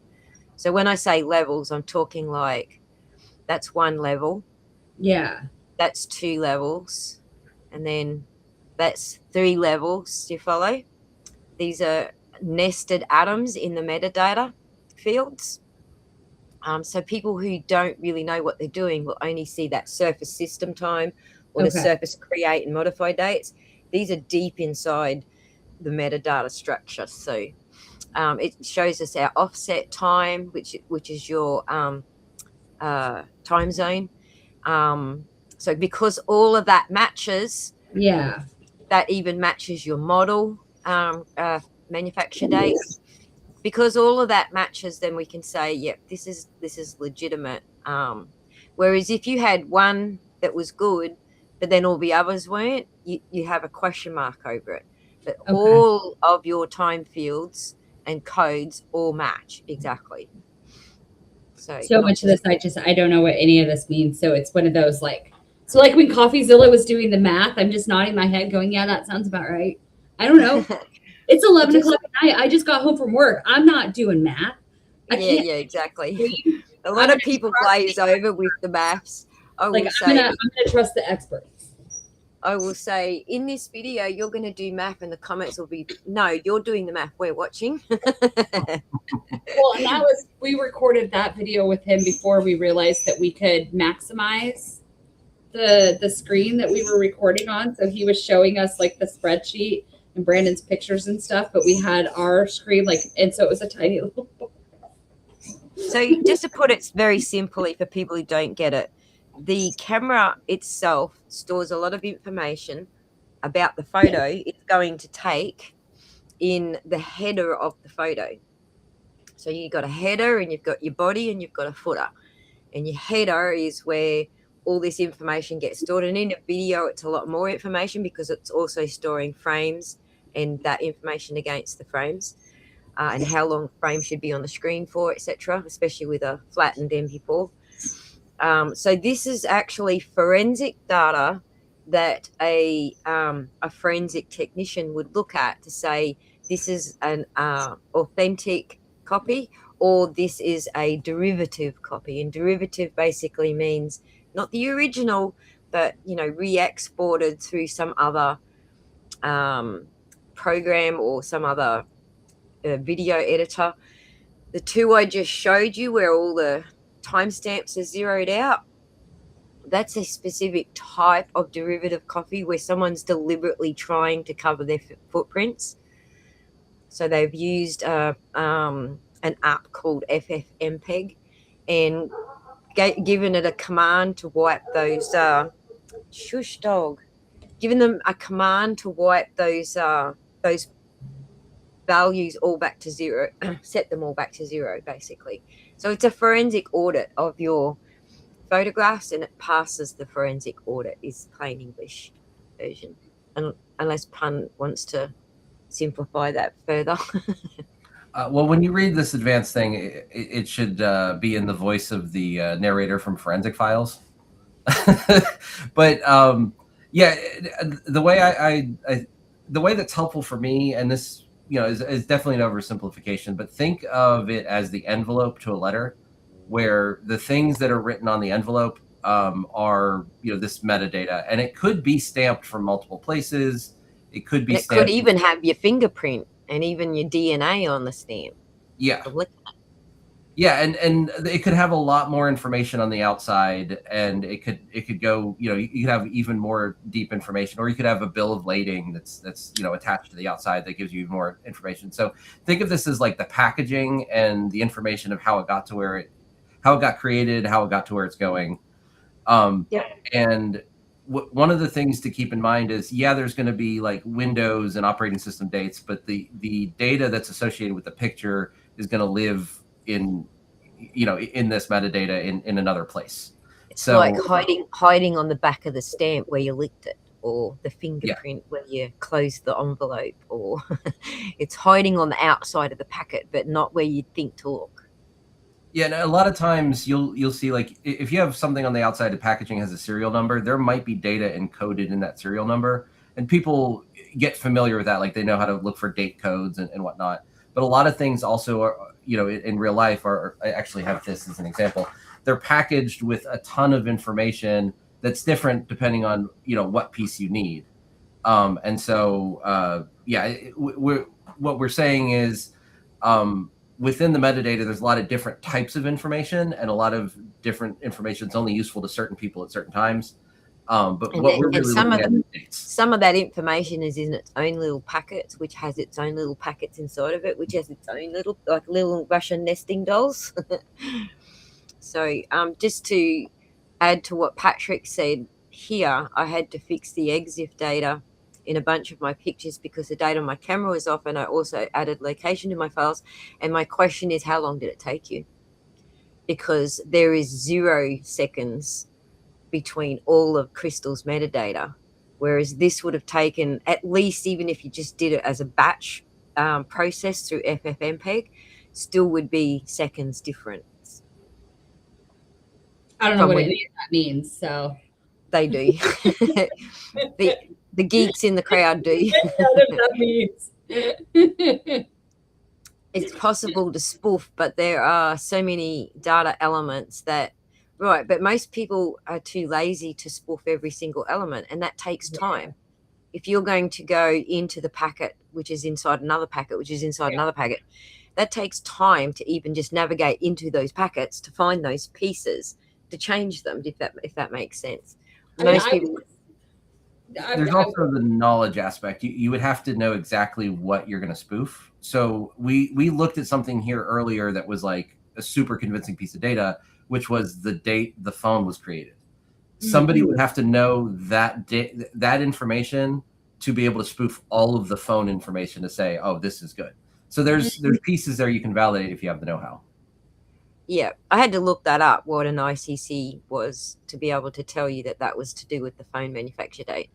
Let me ask you a super paranoid question, because you've got all this, like, my phone stuff now, like, out here. Can somebody like figure out like how to theoretically like access my phone with this? There's nothing private in there, and it looks like whoever uploaded it removed all the GPS location data from it.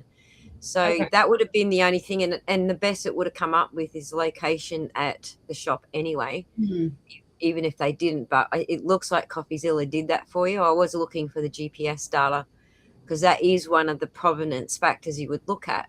but I also understand if someone was protecting you and removing your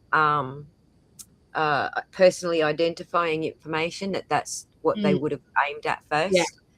So I didn't find that suspicious. I don't know what kind of information is in like within this stuff. I wouldn't even know.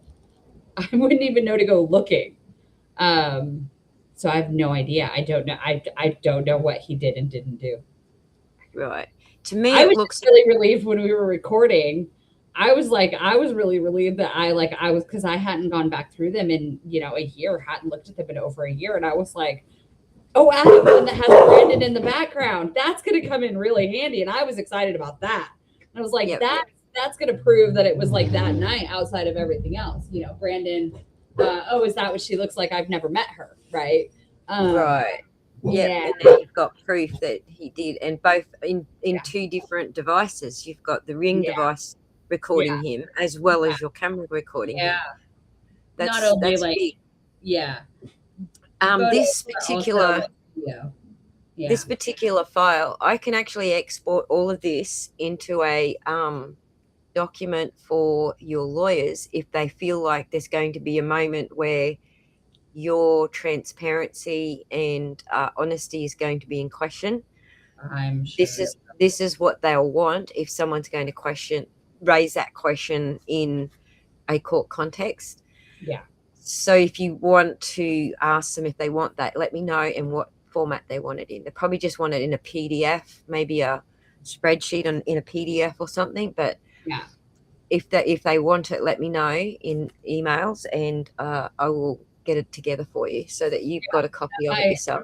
It might save us from, there's a lot of I'm learning a lot of new words like forensic auditor and forensic accountant. And some of them I'm like, I know what each individual word is. I don't actually know what you do for a living. But I'm learning how much some of those people get paid. I don't do forensic auditing for a living. I'm kind of crash coursing it because I have a degree in software engineering. So I kind of get how it works. It's just not something that we come across in everyday work kind of environment. I'm definitely learning. I am definitely learning new things. So a digital forensic auditor is basically looking at the bits and bytes and looking at, there's certain patterns that appear with people who are messing with the metadata like we just went through.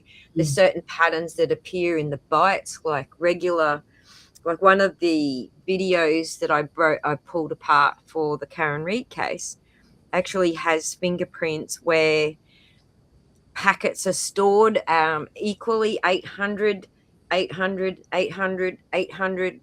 say bytes for the sake of the argument, because I don't want to confuse everyone, but let's say it's nice and even like that.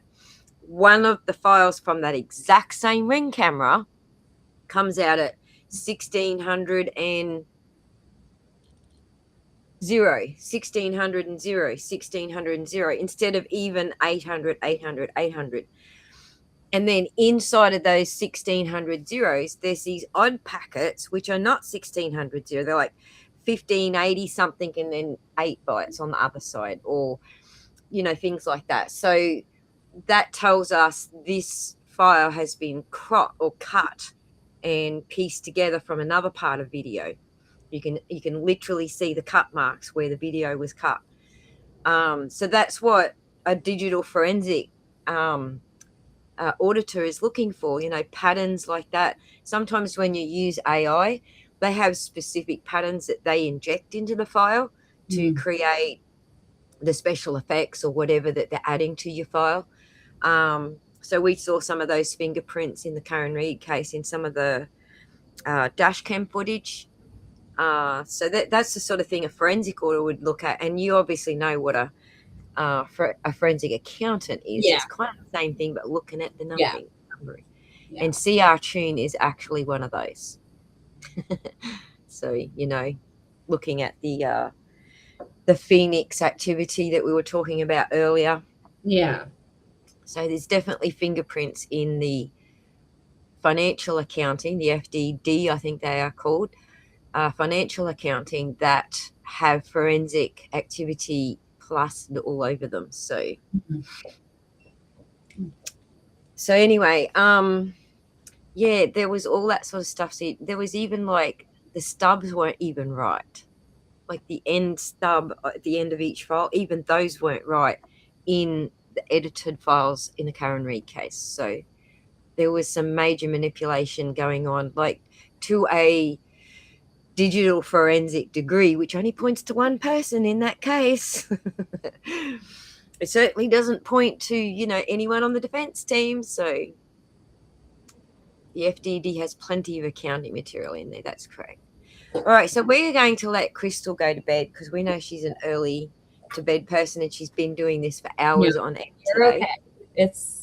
It's okay. I just I was going to tell you, because Ben left, and if I go get food, then I have to create the dogs and I have to leave the house, and it's okay. You go do what you got to do. We'd love to keep you longer, but we don't want to starve the dogs or you.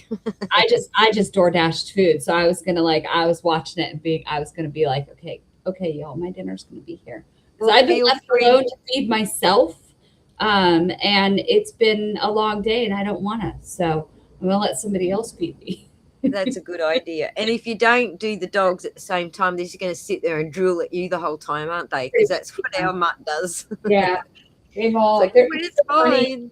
It's so funny because they've gotten really used to Ben recording, and they know that they're not allowed to make noise because then they get in trouble. So they'll put themselves in timeout in their crates. Like they'll go, but then one of them in particular is just dumber than a box of rocks. She knows who I'm talking about. So sometimes she forgets that she's put herself in the crate and forgets that it's not actually shut. And then she just kind of sits there and stares at you like, please let me out. And I'm just like, I can't. You're loose. Not the brightest. I love them. They're the best. But none of them are exactly like Rhodes Scholars here. Good on them. Yeah. Lemonade, did I tell you that the YouTube, when YouTube's watching court hearings, like pre-trial court hearings, YouTube actually spells when it's a motion in limine, YouTube actually spells limine as lemonade. So I just thought I'd share that joke with everyone so that when they hear me say motions in lemonade, I'm not mispronouncing it because I don't know what it means. I'm doing it on purpose. So Oh, wow. Ben's been gone a while. He had an appointment, so he went to an author event, like a book reading, for an author that we know. I don't know where, because we're in Portland, so it's really great. There's a lot of local authors. But he went to, I believe, Fond du Lis. I don't know if it was a new book launch or something. I don't know. I wasn't invited. That's all right, because he wasn't invited to the cafe the other day either. So yeah, and that was I was meeting the podcaster that I recorded with today, and it just happened like she's from a different state and happened to be in town like right before we were recording, so we got together for coffee, which was fun. It was less fun when I was driving home and I went to stop and get gas and I got rear-ended at a stoplight and then drove away. So that was less fun. It's been a long week.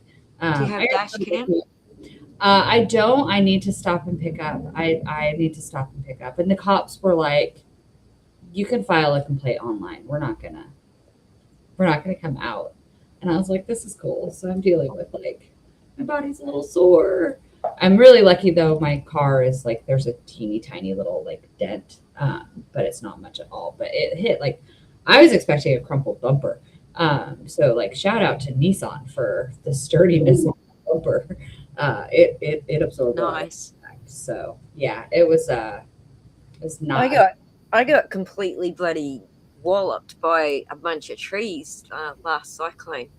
It came just before the cyclone came through and the wind was picking up. Yeah. a tree right over in the forest in the paddock, far away from where my car was. I thought I'm going to move it out from under the fig tree because big branches come off that big tree when there's no wind. So I moved it right over next to this paddock. And what happened was a tree went in the middle of the paddock and it dominoed, hit the next tree, hit the next tree, hit the next tree. And I ended up with like 4 trees on top of my car. Oh no. See, So and mine was my, I don't want to be like it was my own fault because somebody hit me, but like it was the second gas station that I drove by. I was going to go to a different gas station, but I live in Oregon. I have not had to pump my own gas since I was in high school. We have laws around that. I don't like to pump my gas. I don't like the smell. It makes me feel physically ill. I have ADHD. I have a texture thing. I don't like the feel of it. So the first, like when COVID hit, Oregon like kind of changed their regulations around pumping your own gas. And now it's basically like you can offer both. You can either pump your own gas or there'll be attendants. And I was going to stop, but I've been spoiled. I don't even like to get gas in Washington because I don't want, or California because I don't want to get out and pump my own gas. Like I can fully acknowledge I have been spoiled. Oregon has no sales tax and I don't have to pump my own gas or touch that nozzle. And I'm not ashamed of that. But I drove by the first gas station and it was self-serve. And I was like, nope, I don't want to stop there. So I put the next gas station in my GPS and then got hit getting ready, like stopped. Oh no. Well, there's a bit of karma.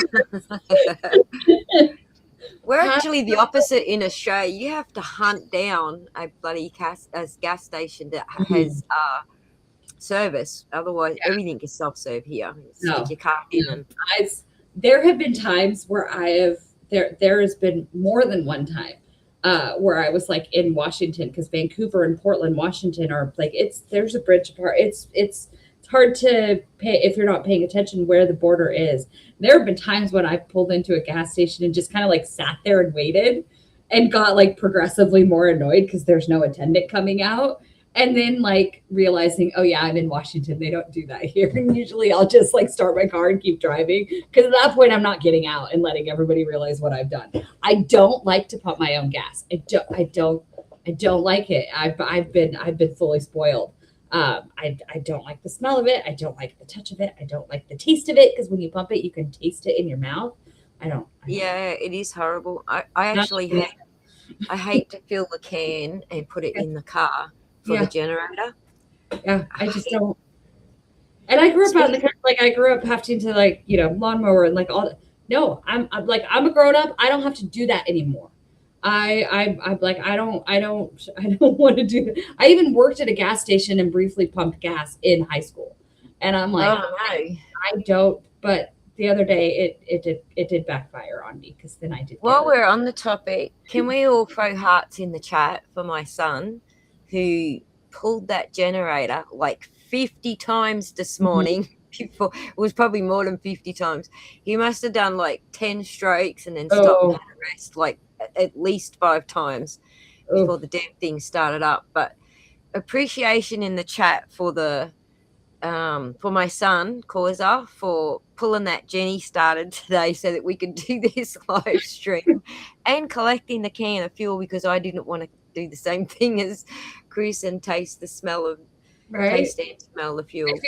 I feel like this week might be a bit of like I might be a bit of Murphy's Law because like you're having issues. The other podcaster was having like they lost power, so we had to cut it short, and then the car accident, and then it's just kind of fun. It's been an odd week.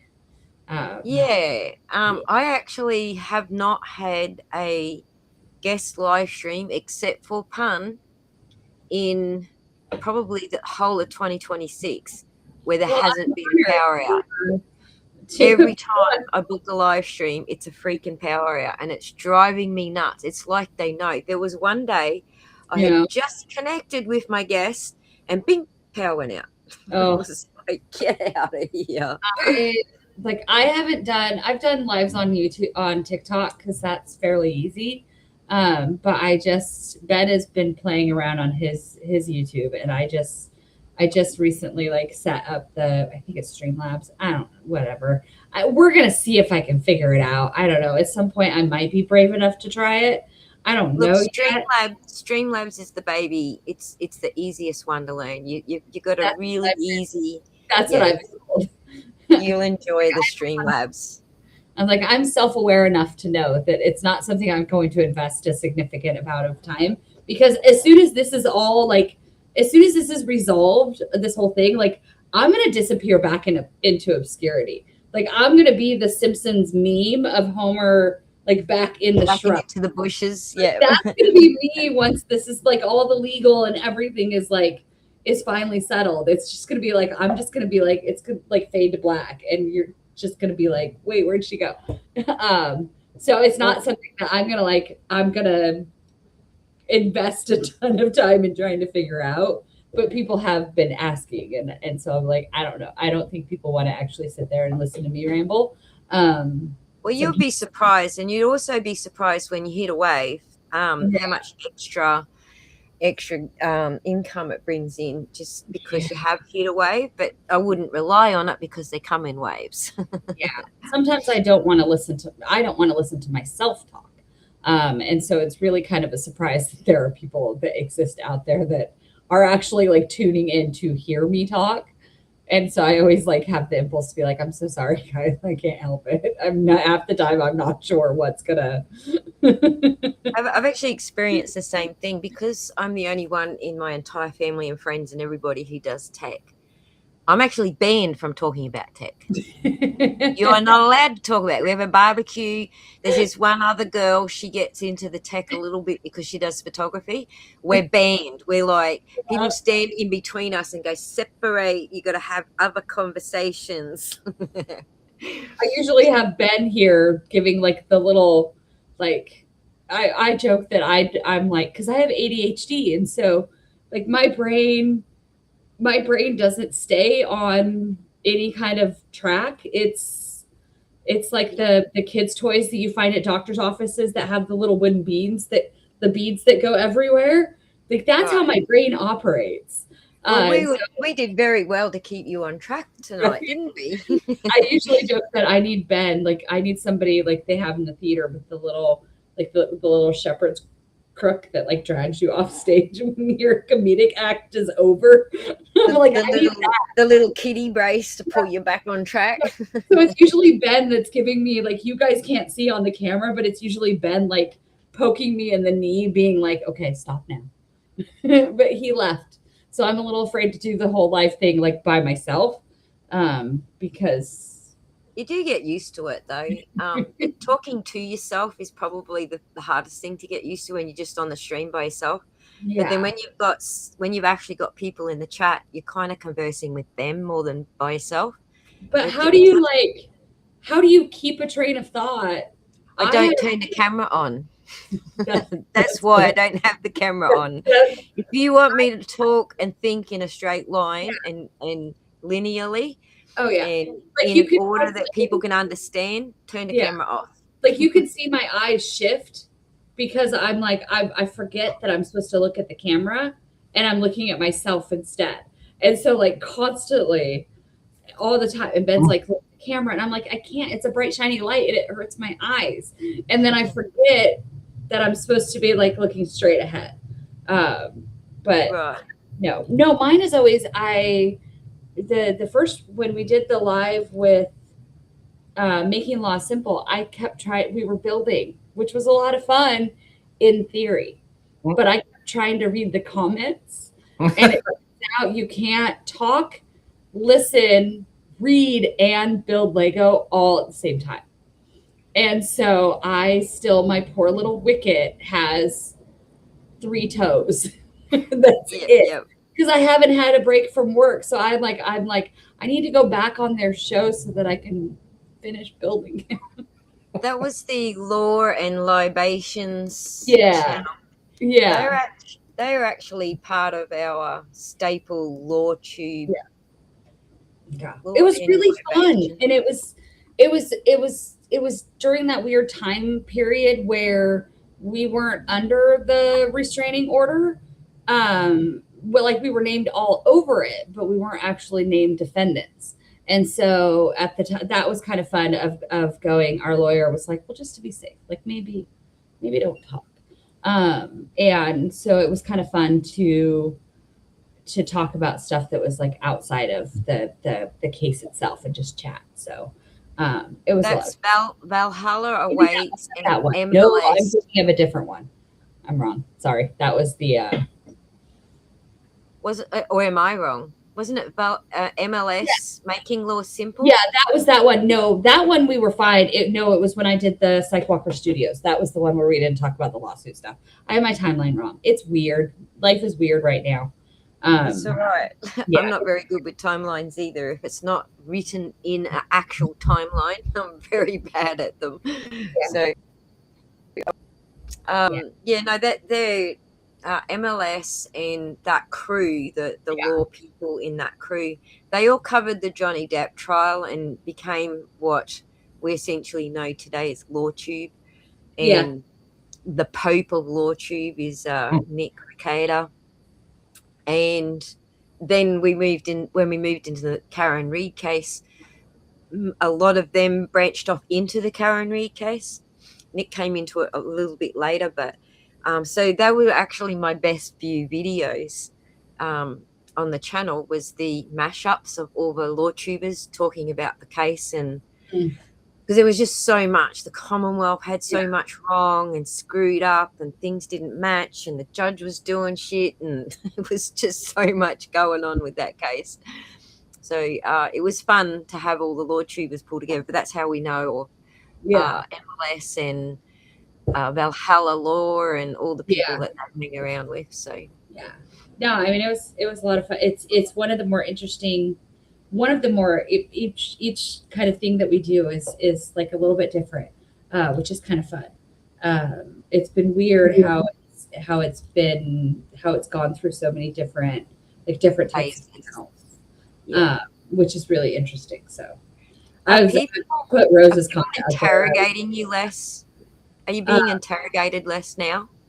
I think it takes a while for like corrections to make their rounds. And then outside of like new people coming to it from, whatever source their first source, wherever they're coming to it from. And now there's so many people that have had those inaccuracies corrected, they're able to then comment, and there's not so much like I don't have to go in and yell like all caps that I'm not Amanda, which I had to do for a month. Took a while for people to catch up. So as the video previously, she was like, is there anything like any information out there that you want to like set the record straight or correct on? And I'm like, right now I don't think so. I think everyone's caught up finally. Yeah, everyone's caught up. I don't really think there's anything right now. Now, who knows if that's going to change, because it is, it feels like there's something new coming out every day.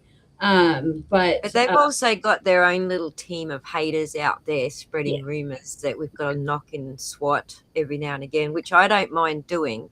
Yeah. And I hope that the last couple of streams that I have done have contributed to that, because people were asking questions about the provenance of your photos and your transparency, and why didn't you have the POS system printed out and all that sort of stuff.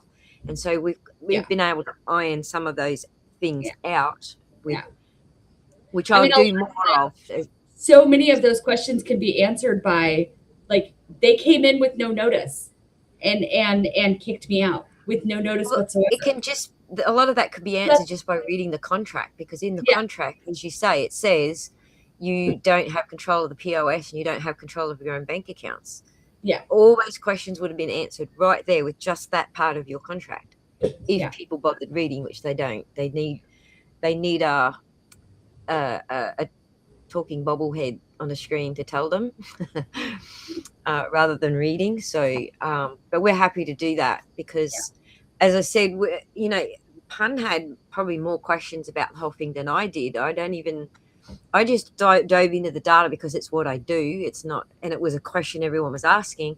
Yeah. It really isn't because I was suspicious of anything, and I don't think Pun was, but he was trying to sit in the middle and go, well, I probably should let him speak for himself where he was prior, but I think he's ironed out a lot of questions now. And You did answer. I had a bunch of questions that got answered like the first 5 minutes when we looked at the data, like why are the images out of order? And we knew like immediately, oh, it's two separate phones. Okay, well, that's why they look out of order. Yeah. And a bunch of things on like I thought that the party room had steps leading up. Eventually we figured that out. We figured out a bunch of things on like what was in a tote and what was in the safe. That was a big question I had because it was hard to tell. So yeah, I had a million questions, but mostly just because like I don't know, I just got curious, like the parking lot thing. Like I'm not obsessed with parking lots. I'm just curious. Yeah, it's really, you know, and I've said this before. I don't ever have a problem with like good faith criticism or questions. I why would I? Like it's pretty, like when you're transparent and you've got nothing to hide, you have no problems answering the questions. like I have no problem. But this is the second time today I've mentioned this. It's very important to me that I you know, articulate and specify good faith criticism and questions. It has to be in those situations. It has to be done in good faith. If you're not, I no longer have the urge to debate and justify with myself with people that are never going to change their mind. And that's even outside of this. That's in other things. I have used the phrase like, is anything I'm going to say going to make you change your opinion? If the answer to that is no, and we are disagreeing on something like a fundamental human right, then I don't need to expend my energy to that. There are people in the comments, and there are a few people in particular that it seems like they're looking for the thing that they can criticize. And it's fine, but that's on you. Like that's not a reflection of me. That's a reflection of you. That's right. And so you'll know none of my audience is doing that because my mods would have kicked them out as soon as they started. we look after our guests over here. I don't begrudge anybody that's doing that. I don't want anybody directing any hate towards them. Like that's on you. As long as it's a good faith question, as you say, it needs to be good faith. Yeah, but there are some people that it's become increasingly clear to me that they want to find fault. And that's not a reflection of me. That's a reflection of them. And so like if you're coming at me with good faith questions, Les does it. Some people in Les's chat, like they've done it. Toy Bounty, like a bunch of them have done it, and I'm gonna answer it to the best of my ability. If you're doing it, they were also polite about the way they were asking. It was in good faith. Like I don't think he would have let anyone come at you sideways. Yeah, it really it has to be good faith. But if every answer that I'm giving, you're then finding something to criticize in every answer, that starts veering away from good faith, and that's when I'm going to stop engaging. Because you know how it is. You can't engage with all the content, and I'm gonna save my energy and my emotional bandwidth and mental bandwidth to engage with people that are actually like acting. Can you just quickly explain to me what Xiaochun is saying here? Having debit authority is a major red flag. What's he talking about? I believe they're talking about the like BAM's authority to like automatically debit out of your bank account, because that's what they could do. They could come out. They could come and automatically pull their royalty payments out. They would send. That's why they don't let you have your own bank account. That's so I'll clarify. Like I assumed the bank account. Corporate had the bank account that I was accessing and using as the store manager. When we purchased the location, because there was some blurring of like when I was acting as owner and when the paperwork was actually like signed, and the small amount that was in that bank account, and the fact that they had me pay like state taxes for the year that I was managing, Yeah. despite it being in violation of the Gotcha. franchise agreement. I was still willing to do that because when you act in good faith, Yeah, we'll break the rules They- when we wanna. they transferred the bank account to me. They were supposed to transfer the full control of the bank account to me. What ended up happening is the bank account did an internal audit right in the middle of that store sale, and sent me a letter and sent them a letter saying, hey, we need you to come into the bank and verify who actually owns this account before this date. And so I reached out and I was like, I got this letter. I need you to do that. They just never did it.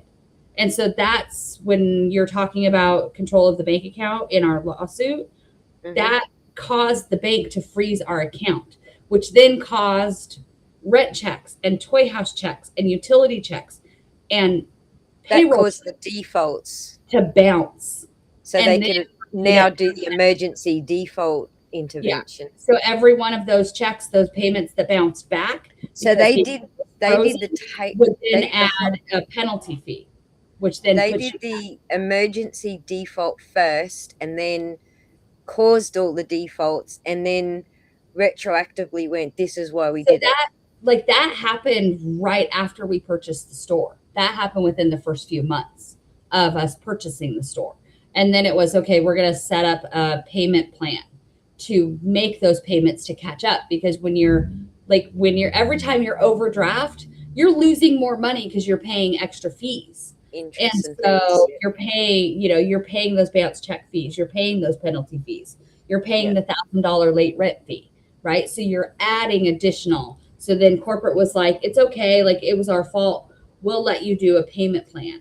And so when they're talking about the debit, like outside of control of the bank account, what corporate could do is directly debit your bank account for those royalty payments.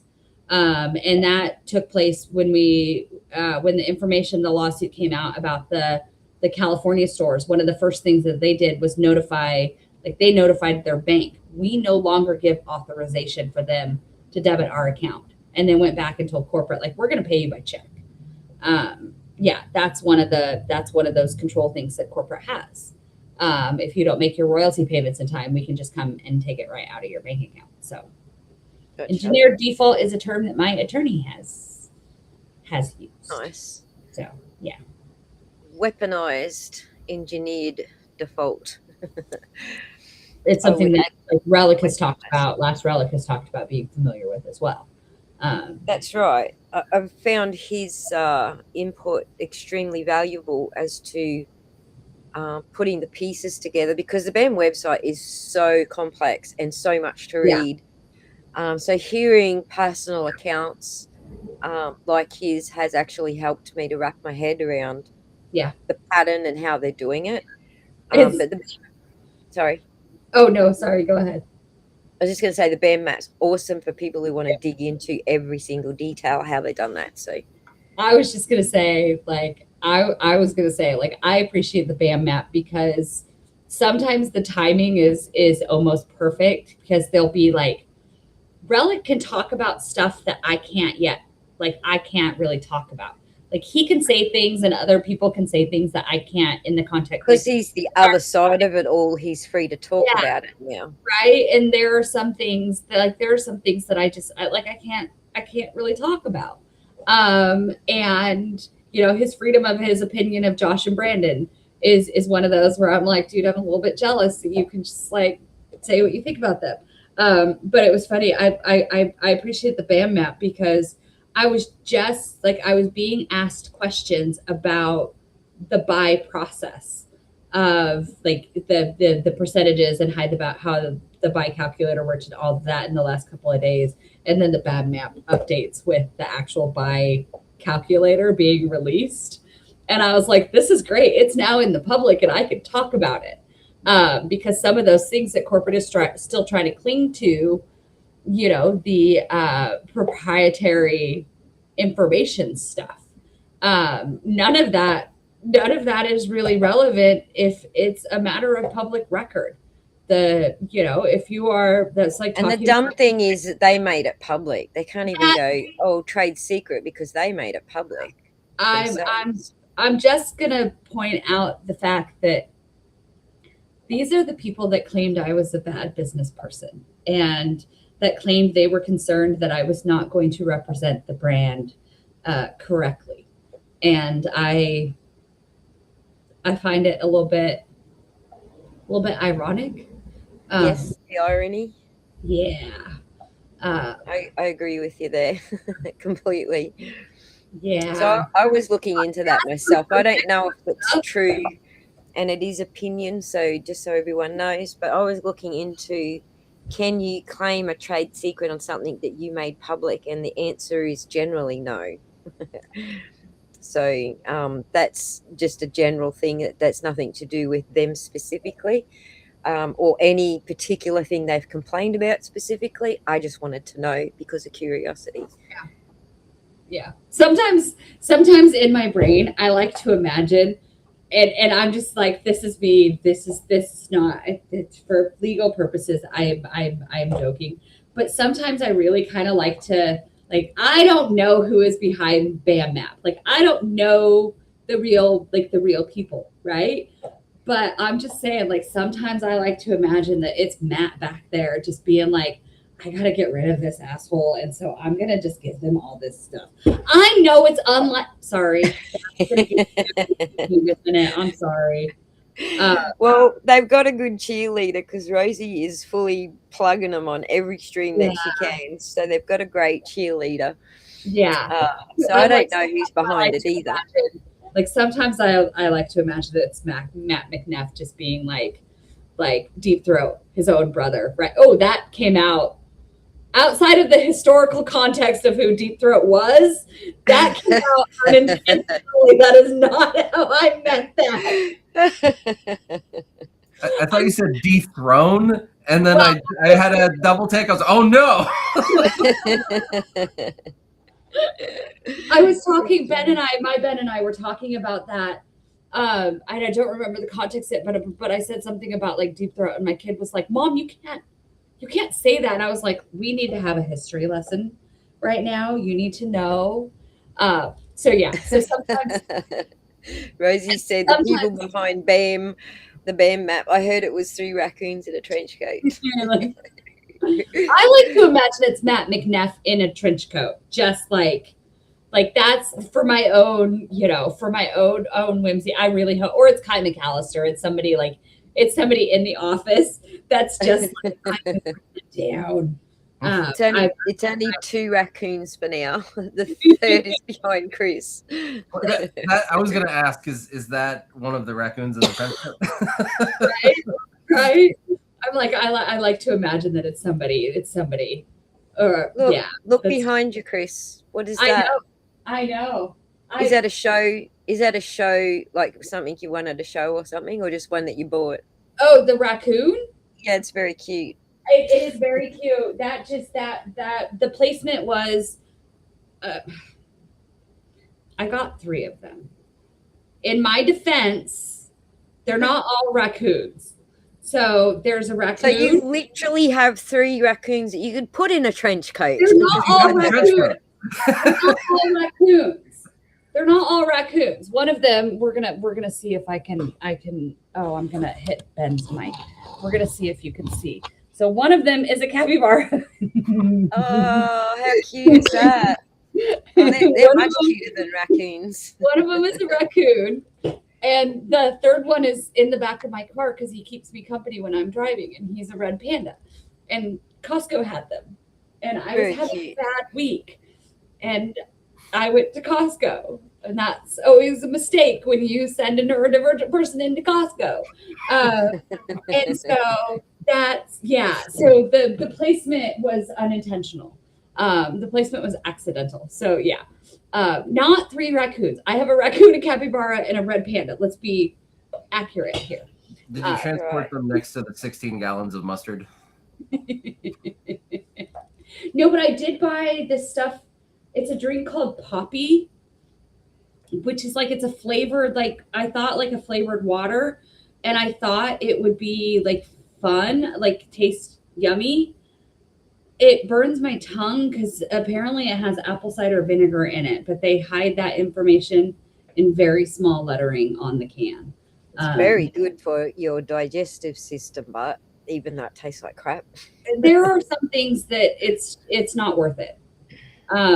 It's not. My grandma used to tell me, like, every time I would visit my grandma, she'd try to like feed me prunes.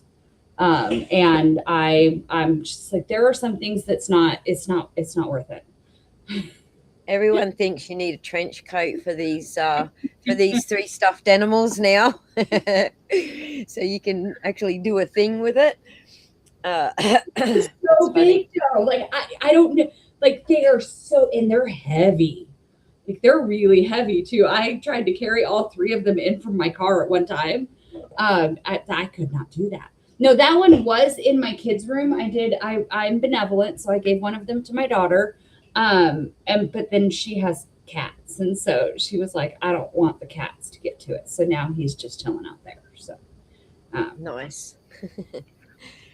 All right, guys. Well, we're going to let Crystal go to bed now. And we have been at it. Where's my timer? We've been at it 4 hours. Holy crapola. Oh, has it really?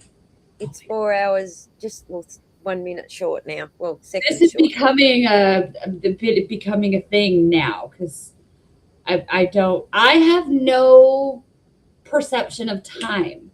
Not only do I have no like depth perception or perception of like space, but also no perception of time whatsoever. I need like an hourglass. I have no idea. I can't see the clock. Ever since I moved into the bush and started working from home, I got rid of all the clocks in the house, and I don't care about time now. It's just whatever. Because I don't have time perception. It actually didn't bother me.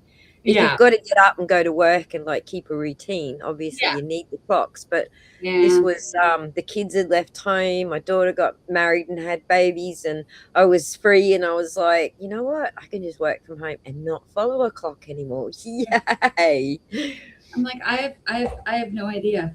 But I also feel like at this point I've been talking for like 8 hours straight, which is weird for me. And then tomorrow I get to go back to work and interact with people again.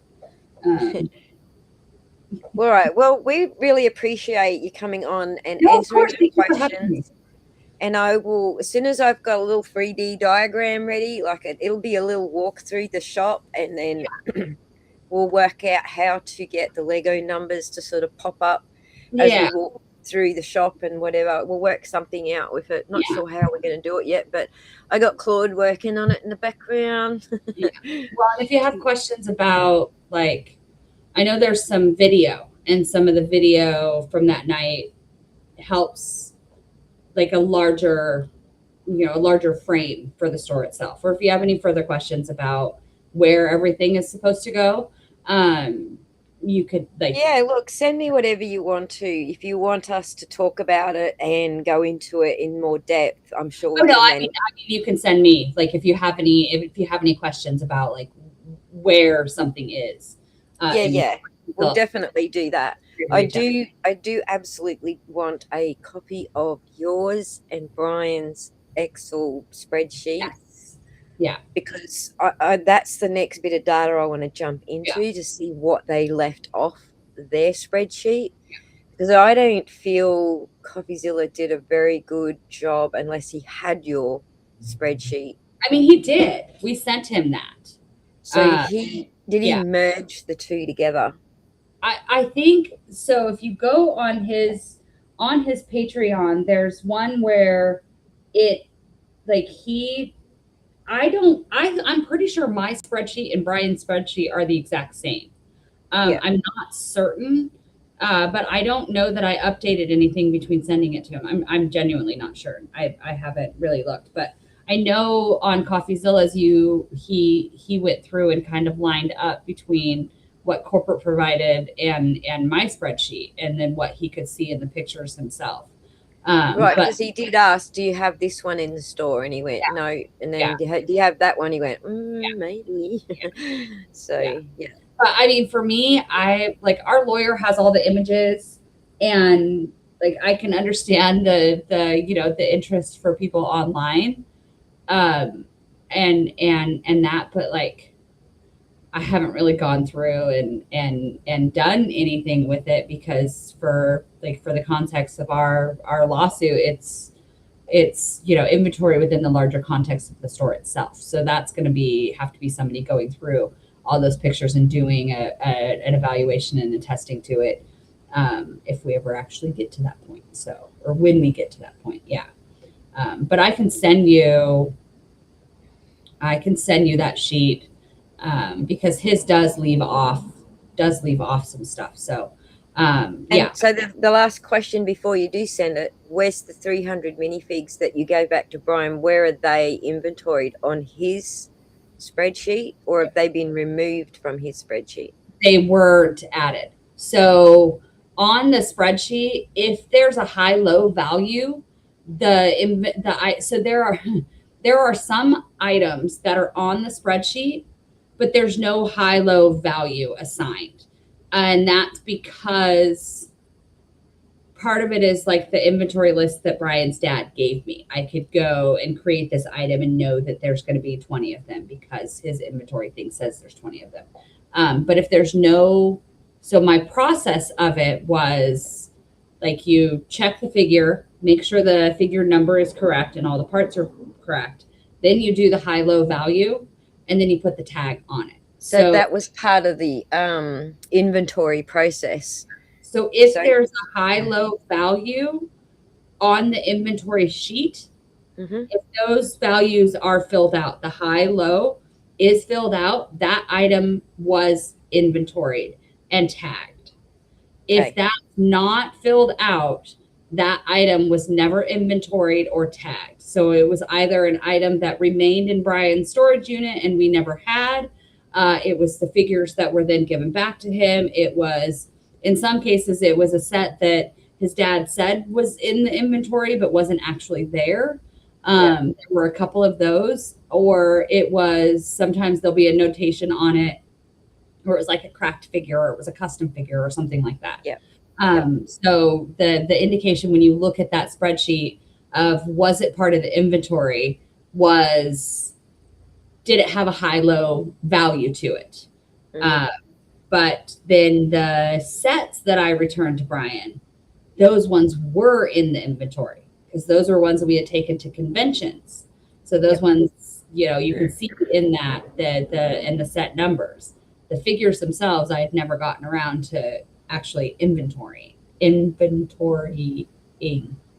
So they never appeared on the spreadsheet, but we know that it's around 300 and you gave them back to him. So yeah, I have the list. I have a list of we both have a list of the actual figures, like the figure number themselves. Oh, that was in that 300. Yeah. Oh my God, I'll have that list too, if that's all right. Because that helps us fill in. Yeah. That helps us fill in the gap of. See, I don't believe CoffeeZilla's audit on the numbers, his financial audit. I believe he was actually way below. Yeah. And I know a lot of people have said to you, what do you think? And you're like, well, it was between this figure and this figure. I believe, just given the figures that you had based on, what you were going to put them on the shelves with, your low and high figures. Yeah. I believe CoffeeZilla's is out by at least 20 grand. And also I think that little packet of 300, or whatever it was, of 300 minifigures. Because he was subtracting those from that total. And that was one of those points. It's like people will ask, like, why didn't you correct him? It all came so fast at that point. Like he thought they were on that list. Yeah. And all the coming out so quickly, and it was me like I'm estimating about another 20, probably another 20 grand on just that little packet of minifigs that you're talking about, the 300. Does that sound about right? If you were so that's 40 grand below. There was 20 grand mistake I found in his numbers, but not because he was wrong. It was just the way he was computing it. And the numbers himself, when he was talking about the value of the collection, and it's not like he did a fantastic job in the context of what it was doing. And I understand he did with time and resources and all of that. Like, I fully get that. But yeah, he wasn't including the minifigures in that overall value. He was looking at the spreadsheet for the sets themselves. So yeah, but it wasn't like at the time there was so much information coming all at once, and I was trying to take so much stuff in that just like stopping and correcting just like that never happened. Yeah. Yeah. No, I'm not dissing his work at all. He did a very good job for one video. I'm not really doing a whole series on this, like a one video breakdown. He did a very good job. So I'm not complaining about it. I would just like to revisit the numbers to fill in some of those gaps and just tidy it up a bit, because I do believe we are actually closer to 200,000 than his figure, if that makes sense. Just well, looking even when it was definitely there. Like I still stand by that evaluation, because there were figures that ended up being custom or ended up being damaged. There were sets that weren't in there that just weren't part of the inventory. His dad had, gifted or misidentified. That, that 200,000, that was the very first, just seeing the volume of it and seeing that list of the sets. There was a lot of work that went into going through that inventory. So yeah, but I mean, also at the end of the day, like the fact that any inventory at all. It looks like selling on the internet's like going to be the better option for a lot of people, because we were talking about location in one of my shows. If you tried to sell one of these cloud cities in Australia, you probably can collect a lot more than 20K, because they're very rare. They're even more rare in Australia than they are in America or Europe. So well, and Bricklink, that's why we use Bricklink to evaluate everything, because you can break it down by how many are for sale in each country. And so we used Bricklink to price everything that we were doing in the store, to price, how we were buying and what we were selling stuff at. Because it was the purest and most consistent source for stuff like pricing. So Taro is also correct. Taro, sorry, is also correct, because it's just like any collectible, whether it's antique furniture or antique cars or whatever. It is only worth what the next person's willing to pay for it. And part of that is why we had that high-low value. If we had to drop the price, if we were having a sale, if we were offering, a discount, part of that was that high-low value, because markets fluctuate, particularly when you're looking at something like collectibles.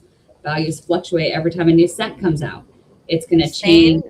We now have confirmation it was 300 minifigs loose. Okay, let's get the numbers right, because that's what we got Crystal on here for. Didn't mention the over 1,000 minifigs.